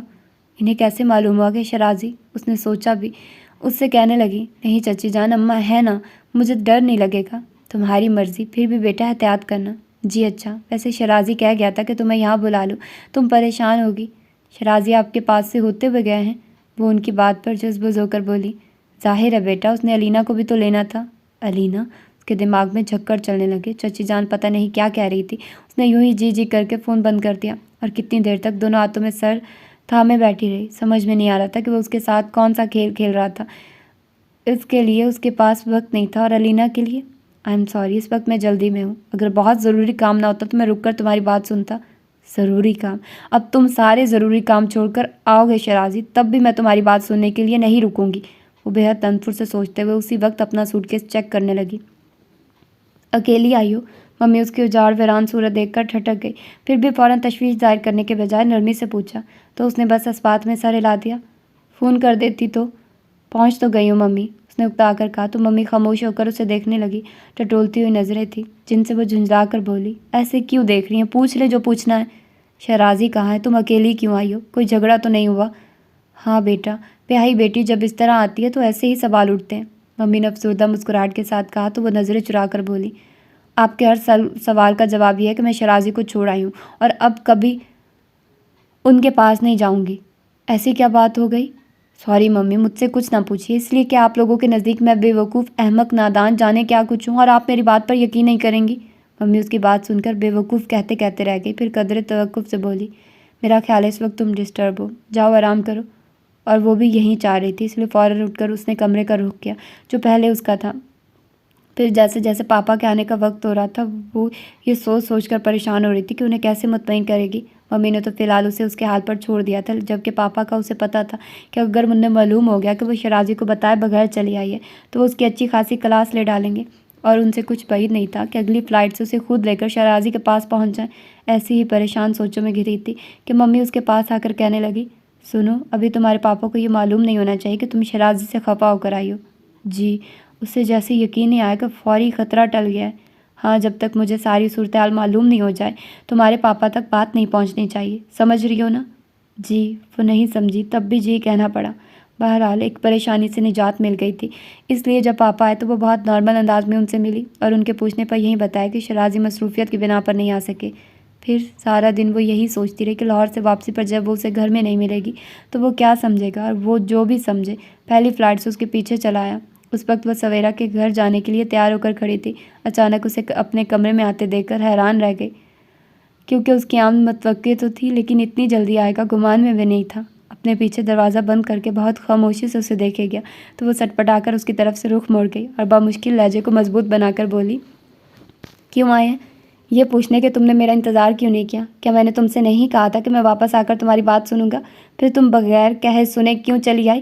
وہ 2 قدم میں درمیانی فاصلہ سمیٹ کر اس کے سر پر آن کھڑا ہوا تو وہ گھبرا کر پیچھے ہٹنے لگی، لیکن اس سے پہلے ہی وہ مضبوطی سے اس کا بازو تھام گیا اور ایک جھٹکے سے اسے اپنی طرف موڑتے ہوئے بولا، میں جانتا ہوں تم نے مجھے کبھی پسند نہیں کیا، محض میری سانولی رنگت کے باعث تم نے مجھ سے شادی سے انکار کیا، تمہیں میرے ساتھ کمپلیکس ہوتا ہے، اس لیے تم میرے ساتھ چلنا نہیں چاہتی، اور میں نے کب تمہیں اپنے ساتھ چلنے پر مجبور کیا ہے؟ آپ؟ وہ پریشان ہو گئی کہ وہ کیسے جانتا ہے، کیونکہ اس نے تو اس کے بہت پوچھنے پر بھی نہیں بتایا تھا کہ وہ شادی سے انکار کیوں کر رہی تھی۔ اگر تم مجھے پہلے ہی بتا دیتی تو میں تمہاری خواہش کے مطابق اسی وقت شادی سے منع کر دیتا، لیکن افسوس کہ مجھے بعد میں معلوم ہوا کہ تمہیں چمکتے چہرے اٹریکٹ کرتے ہیں، شخصیت و کردار کی تمہارے نزدیک کوئی اہمیت نہیں۔ وہ چبا چبا کر بول رہا تھا اور اس کی آخری بات پر وہ جھٹکے سے اپنا بازو اس کی گرفت سے چھڑا کر بولی، کیا کردار ہے آپ کا؟ یہیں کہ بیوی کے لیے آپ کے پاس وقت نہیں اور دوسری لڑکیوں؟ صرف علینا کی بات کرو۔ وہ فوراً ٹوک کر بولا، اس کے علاوہ تم نے مجھے کس لڑکی کے ساتھ دیکھا ہے؟ میں نے نہیں دیکھا تو کیا ہوا؟ کسی اور نے بھی نہیں دیکھا، سمجھی تم؟ بہرحال علینا سے تعلق کو آپ جھٹلا نہیں سکتے، وہ ناگواری سے بولی، میں کب جھٹلا رہا ہوں؟ وہ میری کزن ہے، شادی شدہ ہے، تم کس حساب سے بھی اس کے ساتھ انوالو کر رہی ہو؟ شادی شدہ تھی، اس نے بھی تھی پر زور دیا تو وہ بھی اسی کے انداز میں بولا، تھی نہیں ہے، شوہر سے ناراضگی ہو گئی تھی اور میں اسی کوشش میں تھا کہ دونوں کے مابین غلط فہمیاں دور ہو جائیں، حالانکہ میں محسوس کر رہا تھا کہ ان کی غلط فہمیاں دور کرتے کرتے میں تمہیں غلط فہمی میں مبتلا کر رہا ہوں، لیکن میں کیا کرتا؟ علینا سے وعدہ کر چکا تھا کہ میں اس کی شوہر سے ناراضگی کا ذکر کسی سے نہیں کروں گا، کیونکہ خاندان میں سب کو اس کی شادی کا تو پتہ ہے، لیکن سوائے ہمارے گھر کے کسی کو معلوم نہیں کہ وہ اسے چھوڑ کر آ گئی تھی۔ اس کی وضاحت سن کر وہ وقتی طور پر سب کچھ بلا کر پوچھنے لگی، اب کہاں ہے علینا؟ اپنے گھر، اصلی والے گھر۔ میں اسی سلسلے میں لاہور گیا تھا کیونکہ آخر میں اس کا شوہر اسی بات پر اڑا ہوا تھا کہ علینا خود گئی تھی، اس لیے اب اسے واپس بھی خود ہی آنا چاہیے۔ بڑی مشکل سے میں علینا کو سمجھا کر لے گیا اور اللہ کا شکر ہے آگے سب معاملہ ٹھیک ہو گیا۔ پھر اسے دیکھ کر بولا، لیکن اپنا معاملہ بگڑ گیا، بلکہ اپنا معاملہ تو کبھی سیٹ تھا ہی نہیں۔ جس بز سی ہو کر کھڑکی کے پاس جا کھڑی ہوئی اور اسے قدر توقف سے بظاہر سرسری انداز میں پوچھنے لگی، آپ کو کس نے بتایا کہ میں آپ سے شادی کیوں نہیں کرنا چاہتی تھی؟ سویرا نے، لیکن تم مجھ سے لڑنا نہیں، کیونکہ میرے بہت اصرار کرنے پر اس نے بتایا تھا، وہ بھی اس وقت جب شادی کی تاریخ طے ہو چکی تھی، اور ظاہر ہے اس وقت میں تمہاری خواہش پوری نہیں کر سکتا تھا، اور مجھے یہ بھی گوارا نہیں ہوا کہ تم میرے ساتھ محض کمپرومائز کی زندگی گزارو، اس لیے پہلے فطری طور پر میرا رویہ ٹھیک نہیں رہا، اور ابھی بھی میں قصداً خود کو تم سے دور رکھتا ہوں کہ جب محبت ہوگی تو دوریاں آپ ہی آپ مٹ جائیں گی، بہت سیدھے سادے انداز میں کہہ کر سگریٹ سلگانے لگا، اور جب سگریٹ سلگا کر اس پر نظر ڈالی تو وہ ایک ٹک اسے دیکھ رہی تھی، مسکرا کر بولا، کچھ ہی غلط کہا میں نے؟ وہ کچھ نہیں بولی، کیونکہ اس کے ذہن کے دریچوں پر سویرا کی سرگوشی دستک دے رہی تھی۔ ایمان سے نویرا، تم بہت لکی ہو، اتنے سلجھے ہوئے اور ذہین شخص کی رفاقت تمہیں ملے گی کہ تم ساری زندگی خود پر رشک کرو گی۔ کیا سوچ رہی ہو؟ اس نے پوچھا تو وہ اپنے آپ مسکرا کر بولی، شاید۔ سویرا ٹھیک کہہ رہی تھی۔ اور یہ تھا ناول، خوبصورت سا، حالانکہ تھوڑا سا اور کرنا چاہیے تھا، ان کی غلط فہمی تھوڑی سی دور کرنی چاہیے تھی، لیکن خیر جلدی ختم ہو گیا۔ بہرحال بہت مزے کا ناول تھا، سٹوری بھی بہت اچھی تھی، جو ہیرو کا کریکٹر تھا وہ بھی بہت سٹرونگ اور اچھا تھا، ہم ایسے نہیں کہہ سکتے کہ جھول تھا اور کوئی اس طرح سے بنتا نہیں تھا اس کی ناراضگی، اس نے بھی صحیح اس کو تپ چڑھائی اور مزے کا تھا، مجھے بہت مزہ آیا اس ناول کو پڑھ کر۔ آپ لوگ اپنا فیڈ بیک دیجیے گا، آپ لوگوں کو کیسا لگا یہ ناول، آپ لوگوں نے انجوائے کیا نہیں کیا، سب بتائیے گا۔ تو پھر ٹھیک ہے، ملتے ہیں کسی اور اچھے سے ناول کے ساتھ۔ آپ لوگوں کو بتاتی چلوں کہ میرا ارادہ ہے تانیہ طاہر کے ناول کو سٹارٹ کرنے کا، جو کہ میں 1-2 دن میں سٹارٹ کروں گی انشاءاللہ، اور یہ میں نہیں کہتی کہ میں آپ لوگوں کو لانگ ایپیسوڈز دیا کروں گی، لیکن یہ ہے کہ آپ لوگوں کو ڈیلی بیسس پر ایپیسوڈز ضرور ملا کریں گی، ٹھیک ہے؟ کیونکہ ابھی میرے ایگزامس ہونے ہیں اور میں بزی بھی ہو جاؤں گی، اور تھوڑا بہت مجھے فلو ہے، فلو تو یار رات کو زیادہ فیل ہوتا ہے، جب آپ سوتے ہو نا تو آپ کے گلے میں وہ سارا وہ فیل ہوتا ہے، آپ کو سمجھ تو آ رہی ہوگی، لیکن جب آپ ڈیلی بیسس میں ہوتے ہیں نا تو تب اتنا فیل نہیں ہوتا، لیکن رات کو سونے میں آپ کو بہت زیادہ، مجھے تو بہت زیادہ کھجلی ہوتی ہے گلے میں، اور وہ بہت زیادہ عجیب طرح کی سچویشن ہوتی ہے۔ خیر میں کسی کو بتا نہیں سکتی کیونکہ آپ لوگ خود ہی سمجھ جاؤ گے، کیونکہ سب کو فلو ہوتا ہے اور یہ سبھی کو ایک کامن سی ایک کہہ لیتے کے ہوتی ہے۔ تو خیر ملتے ہیں پھر انشاءاللہ کسی اور بھی ناول کے ساتھ، اور تانیہ طاہر کے ناول کے ساتھ بھی۔ اللہ حافظ۔